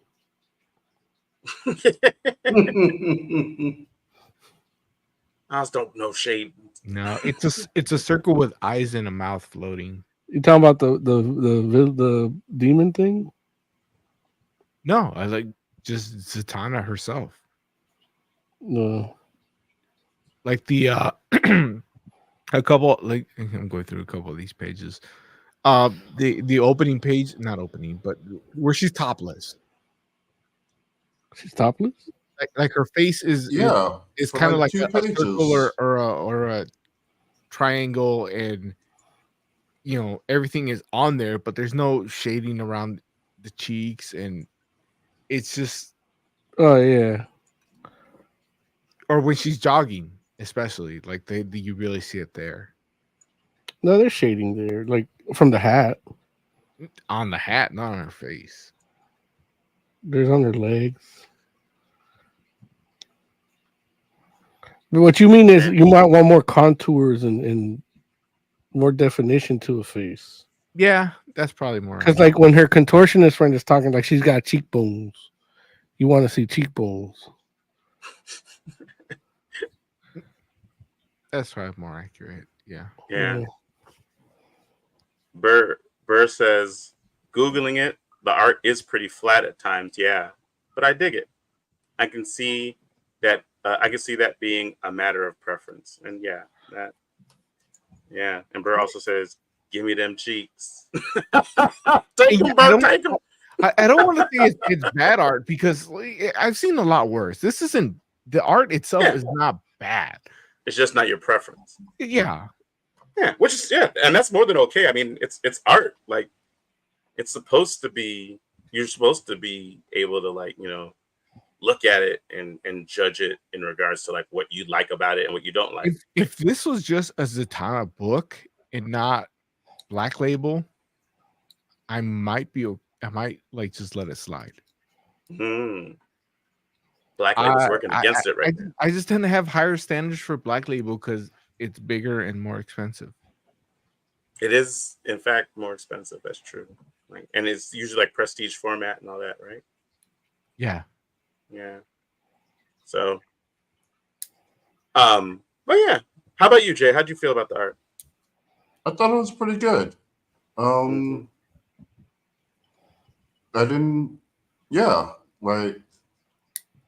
have any problems with it. Yeah. Generally speaking, I liked it myself. I do like, but it is, like, I could understand why Oz or someone else might be like, that's not my jam, it definitely is. There were moments in the book between reading the two where, the art gets a little less consistent and, just a panel here and there, where I'm like, yeah, like, could have been done better or done different. One thing I did really like about the books though was the method of storytelling. Like, I just kind of feel like not only does the art do a good job at telling the story almost throughout the entire book, but I like the use of the paneling and the formatting of the book and whatnot. Like, I feel like it does some interesting things here and there. So that aspect of it I enjoyed. Mo, what'd you think of this story? Oh, I mean, I liked it. It's like kind of an origin story without being a full-on origin story, kind of retelling, kind of reimagining, and it just, I like it. Like the kind of nonlinear back and forth, past coming to bite her in the ass, and the whole thing they're doing with shadows chasing her and something following her, and whether it's a stalker or she feels a presence. Or like in the first issue, like that all kind of blends together. Like she's being haunted by multiple things. So I like how, and then I like how it comes to a head, and then how it plays out in issue 2. Yeah. What about you, Jay? It looks like this one's going more than 3 issues. Yeah. Oh yeah. Yes, I'm seeing covers for at least 5. Might be ongoing. I didn't even know Black Label did that. Right. But I'm sorry, what was the question? What did you think of the story? I thought the pacing was a little off. Okay. But the hook was great. Like, and which hook was that? Has, at the end. The hook for 1. Yeah. Gotcha. To get you to read the next one. Yeah. And I think the same thing for 2. Still a little bit with the pacing. Yeah. But the hook for 3 has got me like waiting for the next issue. Right. Yeah. How about you, Oz? Story-wise, I don't see any flaws with it. But I have to say it that way because for me, like, it didn't make me want to read issue 2. Gotcha. But I don't want to, like, it's not, I don't want people to think that I think it's terrible. It's not horribly written.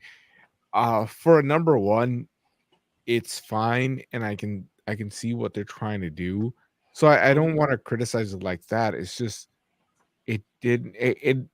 I might be more influenced by the art, Gotcha. in this case than the story that made me not want to read issue 2.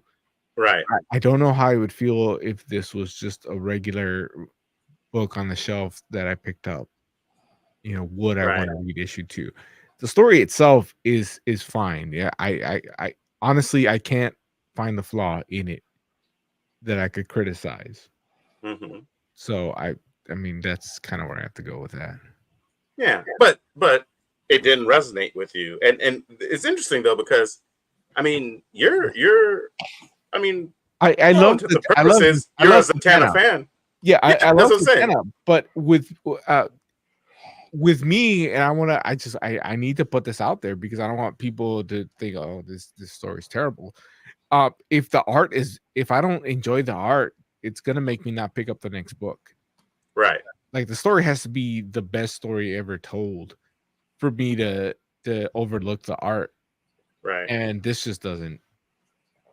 It's not a bad story. It's just not gonna make me get over the art. Right. Right. Okay. That's fair. Yeah, I personally I'm enjoying the story. Like I think Mo, you kind of hit it on the head where you're like it's definitely has like origin, non-origin kind of vibes to it, and definitely feels like it's reimagining Zatanna to, bring her I don't even want to say like into a new era because it's not like that.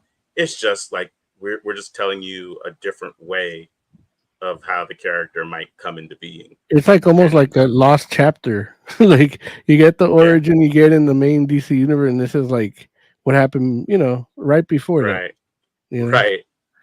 Right. So yeah, it's pretty cool, and it's interesting that you have. Oh man, what's the name of the organization?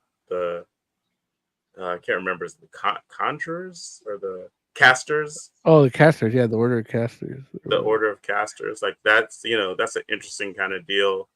So that, I mean, I don't know if that's a thing in DC that I'm just unaware of, but I've never heard of it or don't remember hearing about it.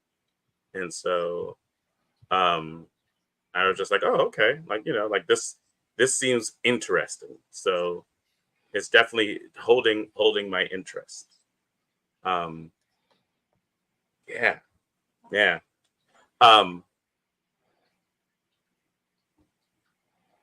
We talked about the art. We talked about the story. I will say that outside of like which is not even like real, like it's not actual nudity. It's just she does sleep without a shirt on, and that she doesn't have her shirt on because she's not wearing a shirt. They don't show you anything really. But outside of that scene, I don't know that this necessarily had to be a Black Label book. Well, it's just the story is different. It's not about the nudity, or it's just it's not as riveting as like an Action Comics or something in the main DC. Like they're not trying to get superhero oriented. Right. It's more person oriented. Mm-hmm. And that's where like, and again, it's Black Label's just Vertigo rebranded. Right. Because that's kind of like the Vertigo thing. Like you'll have nudity, but it won't be gratuitous, or it'll be, it'll be like that. Right. Just whatever the artist decides to do, Mm-hmm. You have the options, but you don't need to put it all out there. Yeah. Right. And so I was just like, oh, okay. Like, and not that I was looking for, it to be any edgier, mind you. I think it's fine the way it is. Like I'm enjoying it as is. I was just thinking like, oh, like, technically, like I could totally see this as not under the Black Label, imprint or whatever. But I think you're right. Where it's like at this point, Black Label, where in the past it was like, okay, this is where I'm mature. Like we used to be like, okay, that was like the max for DC. it's not Max anymore. It's Vertigo, which is good. It's better. You know, it's like DC guys trying to be extreme. It's like it's okay. We don't need all that. Well, I don't think they ever really try to be extreme. They just do what they do. Like sounds like someone has forgotten bat penis. No. Again, that was like he wasn't jerking it off. It was just like coming out of the shower, like changing costumes. Was he? No, he wasn't. Like dicks aren't extreme; they're just anatomy. it was flaccid. Like it was flaccid. Yeah. It's like I don't know. No. It's like Watchmen. Like they're not trying to be salacious. They're just telling a story, and it merits for a blue penis to be in there. As stories do from time to time. So, okay. I give it a 5. Right, exactly. I think that's where we're at. I was trying to see if we could get Oz back, but you don't like the art. You don't like it. It's fine. I'll give it a 4. Oz gives it a 2. You just told me you were here in text. So, yeah, I would give it a 4 myself. I liked it a lot. Like, I'm interested to see where it goes, and I'm actually excited to know that it's going to be more than 3 issues, because I totally was thinking like, yeah, it's going to probably wrap up in the next book, and I'm like, okay, like I don't know. I mean, I guess that could work, but it feels like a lot to happen in one book. So to know that it's going to be at least another like few issues beyond the 3rd, then that makes me feel better. So, Oscar, what would you rate Zatanna Bring Down the House? And I gotta go pee, and you guys are all like, "Hi, whatever." Oh, did you go pee? Yeah. Oh, I thought your internet went out or something. Like it looked like your whole joint disconnected. Computer broke. Yeah. Oh, I hit turned off camera. Oh, okay. As far as this book, it's 2. See what I tell you. I'm giving it a point for the story. Its story is kind of like it's a little bit average. But like I said, I can't find any fault with the story itself. The art just like it gets me, man. Okay. So 2. I'm probably not gonna read past the first one. That's fair. Jay, why are you cussing? Oh, I fucked up my cake.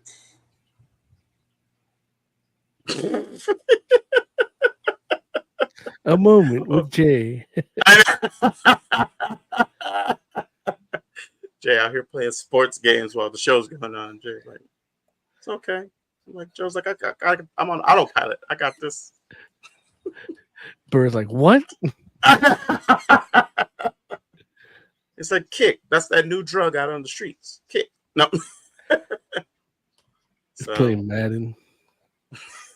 What? Jay don't play no Madden. Not cake. Cake? Yeah, cake. I baked the cake. Oh. But the bottom is undercooked. So his souffle has fallen. What video game are you playing? it's Cooking not Mama? a game. Cooking Mama. No, that has spyware on it. Cooking Mama has spyware on it? Cake Ninja. Yeah. Not on the not on the wait, never mind. I'm thinking Overcooked. Yeah, Overcooked, I don't know if that has spyware, but Cooking Mama does. Oh. Like, if you play Cooking Mama, they're watching you. Oh, jeez. I'm glad I don't play Cooking Mama. I'm going to try and put it back in the oven upside down and see if that helps. But I don't think it will. It's an upside down cake now. Good luck, buddy. It's fine. Burr says he's going to get eliminated from the Great British Baking Show now. Yeah. Paul Hollywood is not happy. Oh. All right.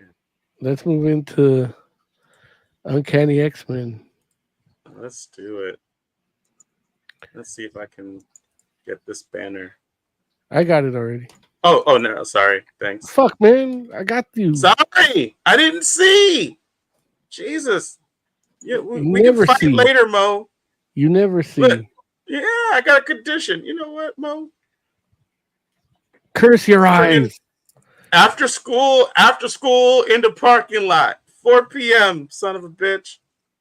Tell your mom to pick you up later. Yeah. His ankles are weak. I've broken them. I will break you. I'll just offer him whiskey. That's true.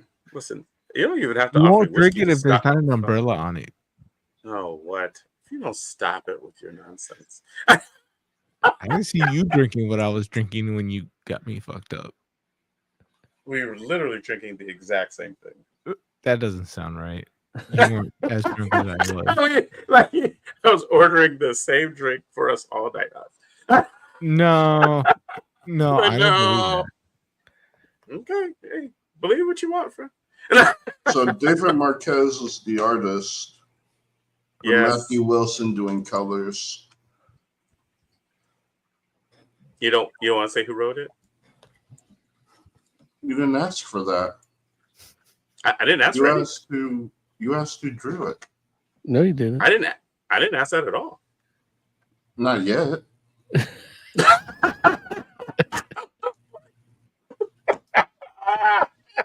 Larry, why don't you tell us about Uncanny X-Men? So, Uncanny X-Men #1 is this is the relaunch of Uncanny X-Men from the Ashes, which is the era immediately following the Krakoa era. And so this is one of like the 3 flagship books for the line, as far as like if you want your, I guess, your more standard kind of X-Men stuff, one of those 3 books is the book that you get it from, which is X-Men, which came out a couple weeks ago. This book, Uncanny X-Men, and then the final one is Exceptional X-Men, which I think is going to be more the school book, if I'm not mistaken. So the editorial mandate for this is to get X-Men pretty much back to basics. And this book is starting like even before Back to Basics. And this is like Rogue and Gambit, taking care of little random stuff. And this is like a proto X-Men team. Not quite an X-Men team yet, but they enlist Wolverine to help them out with the problem that they're having with the dragon, because that's what happens sometimes, right? And the book is pretty much about, for all intents and purposes, those 3 characters trying to figure out. Did I read the wrong book? Yeah, you read the wrong book. Oh, did you read X-Men with Cyclops? I read the one where Cyclops and Jean are like at a ski resort. Oh, no. That was the wrong book? Yeah. Oh, good, because that book was ass. We reviewed that one already. What? No. Which one was that? No, that's the one with the beast with the dark eyes. No, he's talking about a different Uncanny X-Men. He's talking about because Scott and Jean at a ski resort, like Jean's not in that book, right? Yeah, she's in it. And then Scott wants to see the Aurora, and then Jean has the Phoenix in her, so she tries to do it. You're talking about the mental, like where they're having the conversation with the psychic rapport. Look, they never. It seems like they're actually there. Like, I hear you. Okay, so yeah, you're right, Mo. I'm sorry. Yeah, with the Beast with the Dark Eyes. No, that's X-Men. There's no Beast in it. Oh, then that's not X-Men. I don't know what book you like. I feel like you must have read like an older Uncanny X-Men book. Was it Uncanny X-Men or was it X-Men? You guys look when I find it. Put the picture up. Share the picture. Yeah. I have to find it because I didn't. Yeah, when you find it. I thought I had already read it. I literally read it right before the show. Oh, see, that's I remember you happened. saying that. Yeah, but so no, this book is like Rogue and Gambit with help of Wolverine, basically like trying to fighting a mystical dragon, and then they go a feathered serpent. It's a dragon. Oh, hold on, I have a button for that. And then they have they go and do like a Make-A-Wish thing with Nightcrawler because he's a good guy. And so eventually this book will be like, I hate that segment, the Make-A-Wish segment. You don't like it was so sad. It was so sad. Oh, so not this one? That's the Infinite Comics. That's the shit you read online for free. Well, I mean, it says right there, from the ashes. Yeah, but that's not what this issue says. This issue says from the ashes, a new beginning. And that says also X-Men, right? Does that say? Yeah. Does it say Uncanny at the top? It might say Uncanny, but it also says Infinite Comics instead of Marvel Comics. Infinite, yeah, it just says X-Men from the ashes. Yeah. No, trust me. And look, and that was part of the reason why for a while they kind of stayed away from that, right? Like people would get confused with the. It came out this year. It's not like the. Okay. Yeah, no, that's different. I have that because you get that on Marvel Unlimited. Mm-hmm. I don't have. Yeah. So, but yeah, why didn't you like the Make-A-Wish part, Moses? It was too sad. Oh, it's too sad. Like, couldn't that little dude I mean, I know. Granted, his powers are very limited because he's young. He doesn't know how to use them yet. But some instinct should have kicked in and gotten that telekinetically keep the cancer from spreading, or even was that shrinking. kid even a mutant?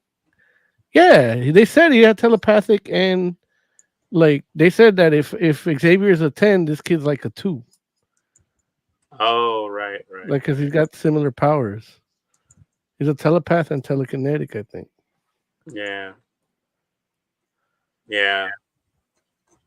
So, but the book is that, and then primarily just like Rogue, Gambit, and Wolverine basically having a discussion about what the X-Men should or should not be.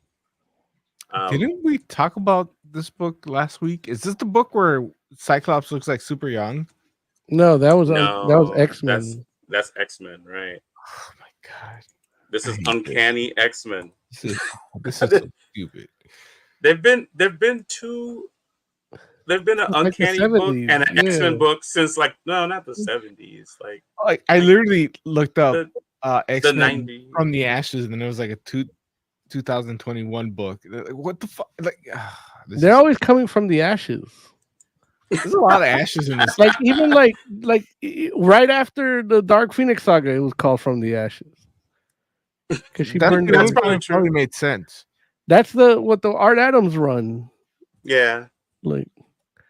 So yeah. But this book eventually will be a team that is kind of like the closer, I guess I should say, to the X-Men, 92-ish kind of team, that, or like your animated series X-Men team, the original one. Except it'll be missing some key folks because there will be no Cyclops and no Storm, but yay, you'll have your Wolverine and your Gambit and Rogue. Jubilee will be there. All the people whose real names you shouldn't know. So yeah, but yeah, that's this book.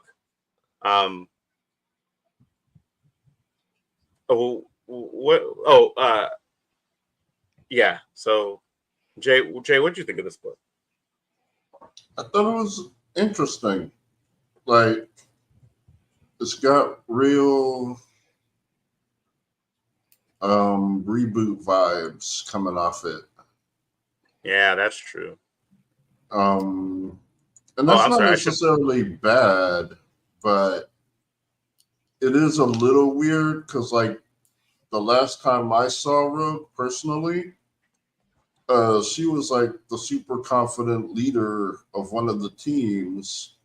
Yeah. Like, handling shit, and now she's like not sure she can do it, and having this crisis of confidence.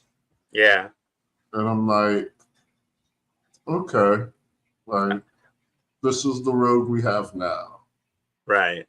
It is also, I should mention, it's Gail Simone writing this book. It is Gail Simone. That doesn't help your case. It's not this book. No, that's X-Men. Yeah, that's the book we did review that book. It did look From the Ashes, a new beginning. Yeah, but we read that one already. We reviewed that one already. That's what. Oh my god. Okay. Like, it's in the thumbnail. I sent it yesterday. Like it's in the thumbnail. Like, it's in our production text. I just left. Like, it's right there.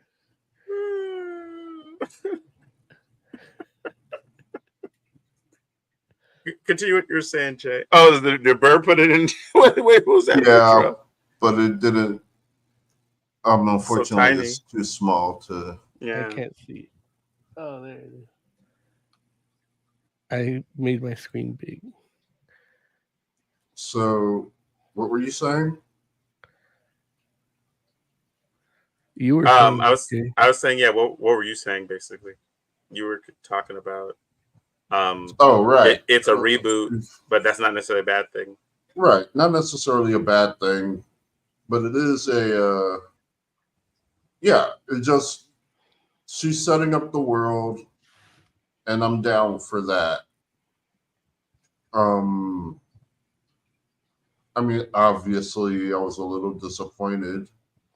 We don't get Jubilee this issue. Right. But I'm sure she's coming. She's on the cover. Right. Yeah, she'll be on this team. Right. But yeah. I enjoyed it. Okay. The deer looks like an interesting character. That's fair. How about you, Moses? What'd you think?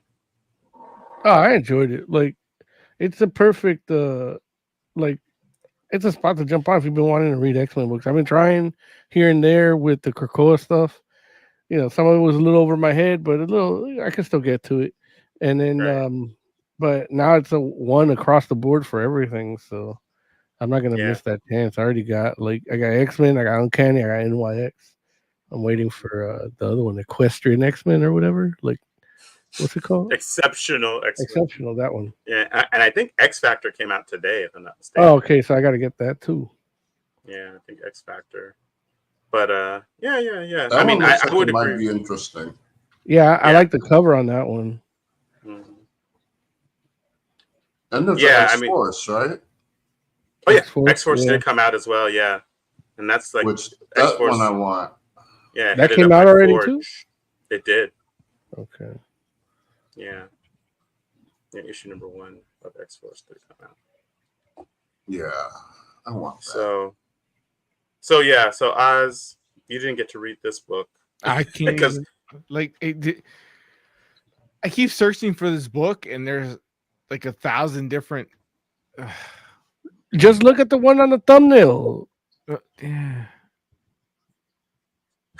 Like, go in your phone, look at the thumbnail. No, apparently the only way to read this book is to buy it.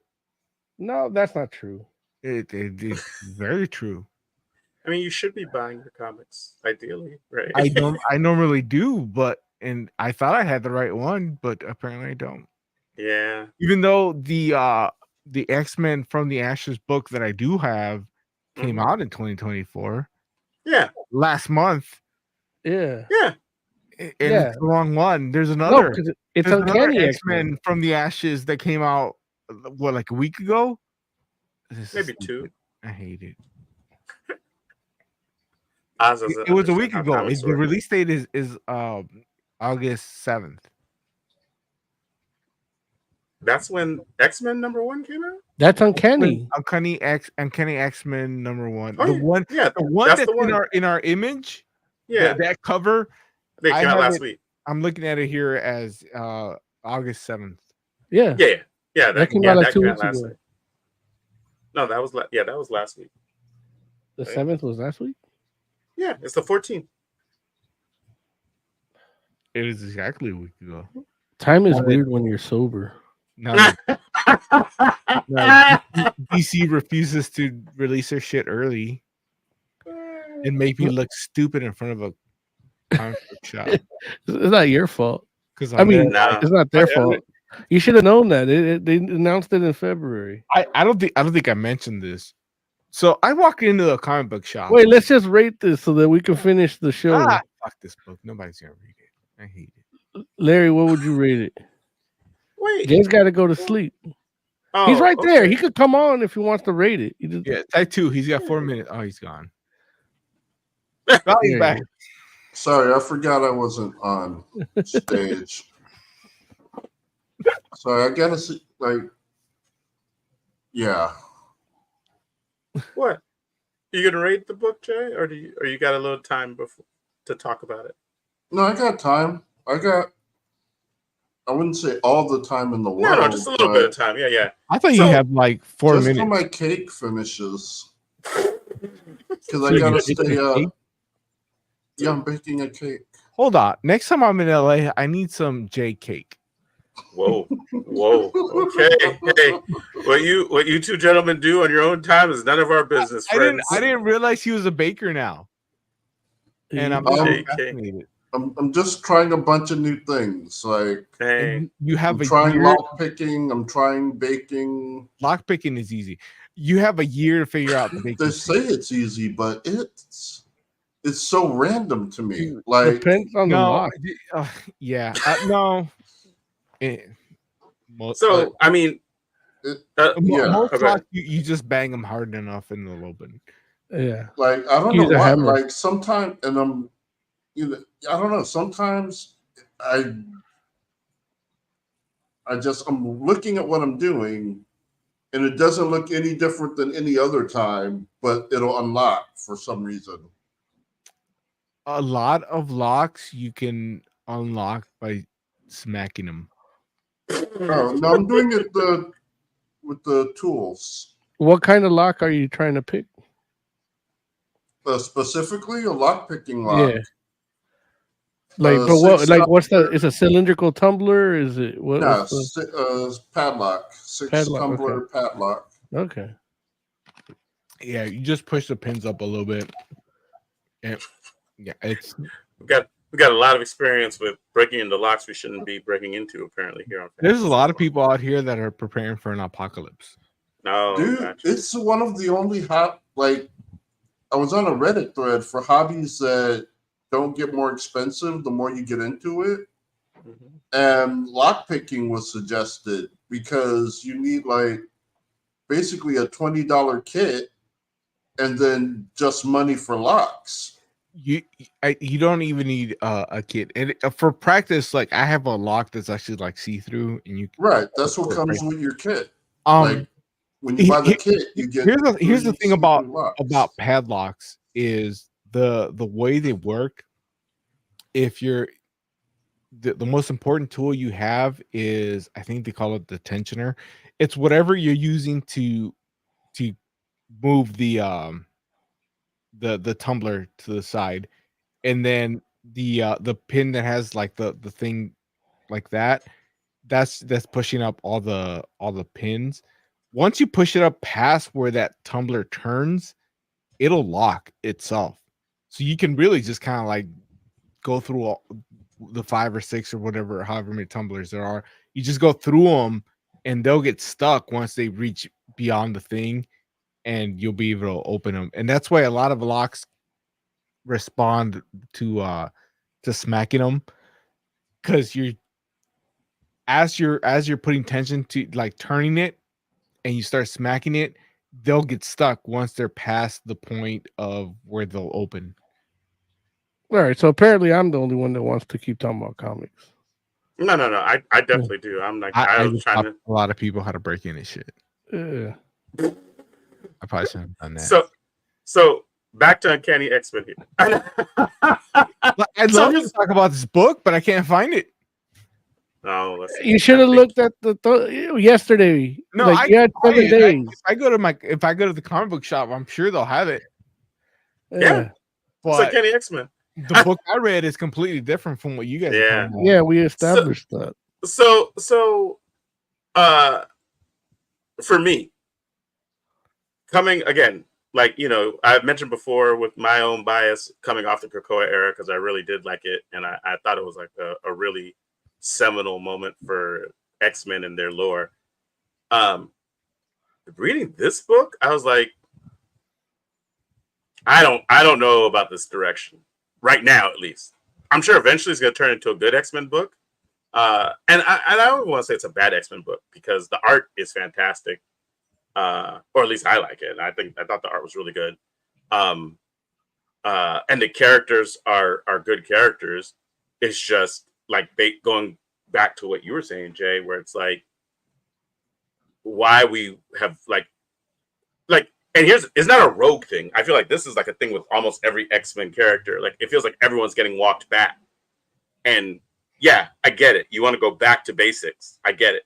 But it's like, it's weird, the idea that we just came off of like these fools basically ruling the world.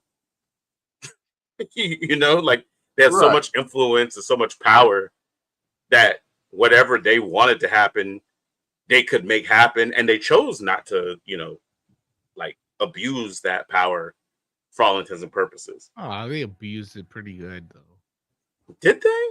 They're still immortal, right? I mean, the 5 technically they're around, but they're not like, I don't think the 5 live in this dimension. What? Yeah, exactly. So immortality isn't like on the table in the same way it was before. Like it can happen, but I don't think that, you know, it's not like a readily available thing, because all the different pieces aren't all there now, right? Okay. But it's just weird to me that like you said it perfectly with this book, where it's like Rogue kind of being like, oh, do the X-Men even really exist? And it's like, I mean, do you want to be the X-Men? Because if you do, you just have to say that and then get your friends to be like, we're going to do it with you. Which doesn't seem like you've known these people for decades, right? Like you just decide. And it's like, you know, and it's like, it's so weird, the whole like, will they, won't they aspect for X-Men. For X-Men? Like, dude, why would we not be X-Men right now? Like, what's the, like, there's no good reason to not be X-Men. And so while I didn't appreciate the whole walking back thing of it, even in the X-Men book that we covered with Cyclops and Beast in them, at least it was like, oh no, it's like Cyclops is doing his thing and he has these group of people that are doing it with him. And at least it's clear that they're doing that. This book with the whole, oh man, what's it even really mean to be an X-Man? You don't know what it means to be an X-Man? Like Rogue? It's like Gambit? Wolverine? You know, like if Wolverine's like, which, and, you know, Wolverine was in the other X-Men book where he was like, hey, I'm not trying to do this. That makes a lot of sense to me. You know, Wolverine, like the idea of Wolverine being like, we had it all, we lost it. I think I'm kind of over this whole X-Men thing for the moment. That feels very Wolverine, because Wolverine's a take his ball and go home kind of dude, as much as people don't want to, you know, act like Wolverine isn't emotional, right? Dude is very emotional. But, you know, so much. Right, exactly, right. But this aspect, and then for this to end up going to be the team that Wolverine's going to end up on, it's kind of like, I don't know. Like, I just need a really compelling reason for that to happen. Because if Rogue is out here being sometimes about X-Manning, and which I did like Gambit though. Gambit's like, hey, I'm with my wife. Whatever she's trying to do is what I'm gonna do. That I liked because that feels very much like Gambit. But I'm just like, okay, if Wolverine doesn't want to hang out with Cyclops, that I understand too. But the way he made it seem was like, okay, I'm not trying to X-Man right now, but then he's gonna end up being an X-Man with these folks. So I don't know. It's weird. It's a weird book. The art's awesome though. Yeah. I want it. Look, that aspect bothered me, and then the other aspect of this book that bothered me was, the friggin' the final page, like they tried to do like the new character intrigue kind of thing, and it was done in such a like poor way, in my opinion. Where I'm like the final page, like the hook, the QR code. I actually like that. Oh no, not the QR code. Even though like the QR code page is fine. I honestly don't have an issue or too much of an issue with the whole QR code thing. But I'm just talking about the actual final page of the actual comic. Where they show these characters and they don't like look extra compelling, and they're not doing anything that will make you be like, oh, what's going on with these folks? You know what I'm saying? They just show new characters, and like, I guess like that's supposed to be enough. And I'm just like, oh yeah, like, I like it. What do you like about it? I want to know who they are. Whether sorry. Hold on, I can pull it up.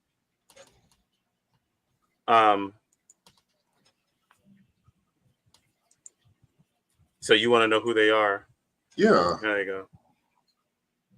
See, and I know for me, I was just like, yeah. I know Marvel did end up releasing like some info about these characters, but that happened like after the book came out. So, which it very well may have happened because they might be like, and maybe they got some feedback where it's like, people don't care. Who are they, and why do we care? Oh. But I know for me, I was just like, obviously that's for the second issue. What? To find out why we care.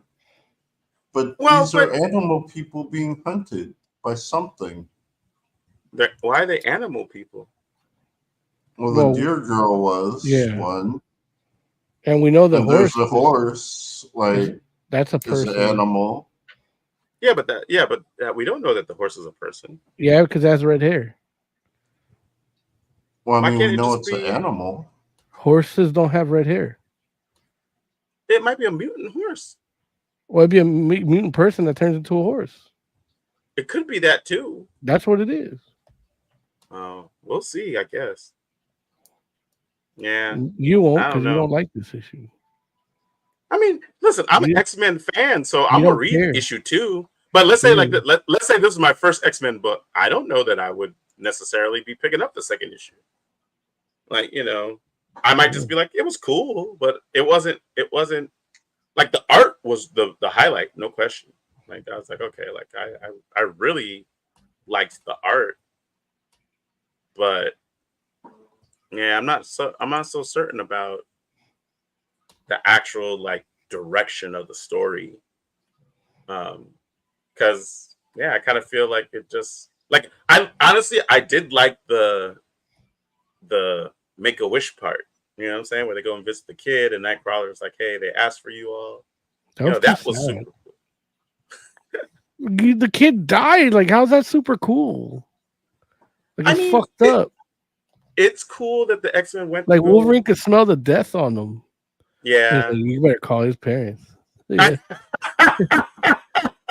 For real. I was like, geez. I don't know what that's all about. Where I'm like, man, Wolverine's like, get the kids, get the parents down here. He knew he's gonna die, and he still wouldn't put out the claws. Wolverine emotional. He like, I'm not your performing monkey, bub.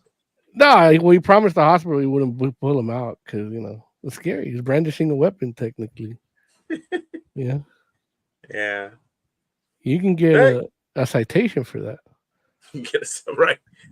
Everybody knows what there's anything Wolverine hates. It's citations. Yeah. So anyway, but yeah, it for me, I was like, okay, like, and here's the thing, I was actually looking forward to this book because the Free Comic Book Day preview was really interesting. It was that actually featured Jubilee, and but that came out months ago. So I was thinking like, okay, like I honestly thought that those pages were going to be in this book, but they were not. So I was like, oh, okay, well, no Jubilee this time, but maybe that's issue 2. I don't know. We'll see. But anyway, she might take her time and lead up to it. That would be fine. Don't take too long. It's like, listen, I don't know. It's like, it's weird, the idea of like building an X-Men team. Like, they're not the Avengers, you know what I'm saying? Like, the Avengers are like, that's almost like a job, Like, the X-Men are family. It's like, dude, like, unless something happened to like actually separate them, then why aren't you all together? I mean, like, the ashes happened. The ashes. The ashes. They all fell down. So, but yeah. So, okay. You guys wanna rate this, or you want to talk more about X-Men? No, let's rate it. Okay. So would you rate Uncanny X-Men #1? How about you rate the one you read? The one I read? Yeah, rate Uncanny X-Men Infinite Comic, or X-Men Infinite Comic #1 from the ashes. I don't know if it was X-Men Infinite Comics. Okay. Just rate our review, for fuck's sake. Your review is a 2. I don't like you. Make me not want to read this book. Yeah. I mean, we're saving you money. Yeah. Like, I don't want to spend money on this book. You guys just like talk crap about. I didn't talk crap about it. I liked it. What? Yeah, I think they both liked it actually. Yeah, I didn't get that impression. Yeah. You're probably, felt like Marvel was paying you guys. You're probably twiddling your little weenies because you're dripping all over the place. No, look, you guys are obviously bought and paid for.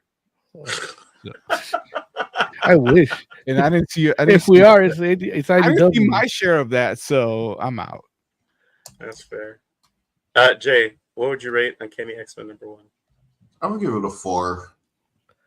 It's got some growing pains, but nothing that I would say ruins the book for me. Yeah. And I am looking forward to issue 2. Gotcha. Most Magnum. It's a 4 for me too, and I kind of echo Jay's sentiment where I am like the animal people really got me to want to see what's next. No, wow. Okay, there it is. It's just I know that page is bland, but what wasn't was that the deer girl getting like chased down, and I know that has to do with this, so it's like it's enough for me, Got it. Because that scene with the deer girl was like very, very intense. So it was. I was like, this is enough for me. Yeah. I give it a 3. I'm not quite feeling the initial direction, but I'm sure the book will get better. The art was fantastic, honestly, and I feel like that was like, it might be worthwhile just to check out the art to, mess with that. Like, honestly, a Lawrence Young 3 is like a regular person 1. for X-Men, like, you love X-Men. That's your for something Marvel or Disney, like, yeah, for sure. No, I mean, listen, I do love X-Men, but like, trust me, like every so often people make X-Men stuff I don't like. And that's the Doesn't whole even the whole sound thing. right. It's true. It's true. So, I'm just like, I know for me, yeah, I'm like, I think I gotta give it a 3. So, but we'll see. We'll see. All right. Final thoughts. Oz, let's go to you, man. Final thoughts. Like, subscribe, a lot of stuff coming. I'm printing a lot of stuff right now, so Nice. in a few weeks more stuff to come. I guess my stuff's gonna come all over this site. Oh, jeez. So like and subscribe and get it all over your neck and chest and all that. Moses Magnum, give me some final thoughts, buddy. Yeah. Subscribe, like, hit the bell. Come buy merch like this. Yeah. At fantasticforum.live. And yeah. Jay, give me some final thoughts, man. I know I said it earlier, but I am looking forward to checking out Alien Romulus tomorrow. Yeah. And look, Jay, happy early birthday to you, buddy. What? What? Were you not aware your birthday was coming up? Oh, he's aware. He's baking his cake. He's making his own cake. I am baking my own cake. I want some of your cake. Put it in my mouth real quick. You gotta eat it with both hands. He said, what? Yeah. It is my birthday tomorrow. Did you take off, or you? No, my asshole supervisor wouldn't let me have the week off. So I might get next week off, but I'm not sure yet. Okay. Thank you, Burr. Jay, from Burr. Nice. So, but yeah, man. So, for the entire Fantastic Forum, thank you all so much for hanging out with us. We do appreciate you. We'll be back next week. Until then, have a good night.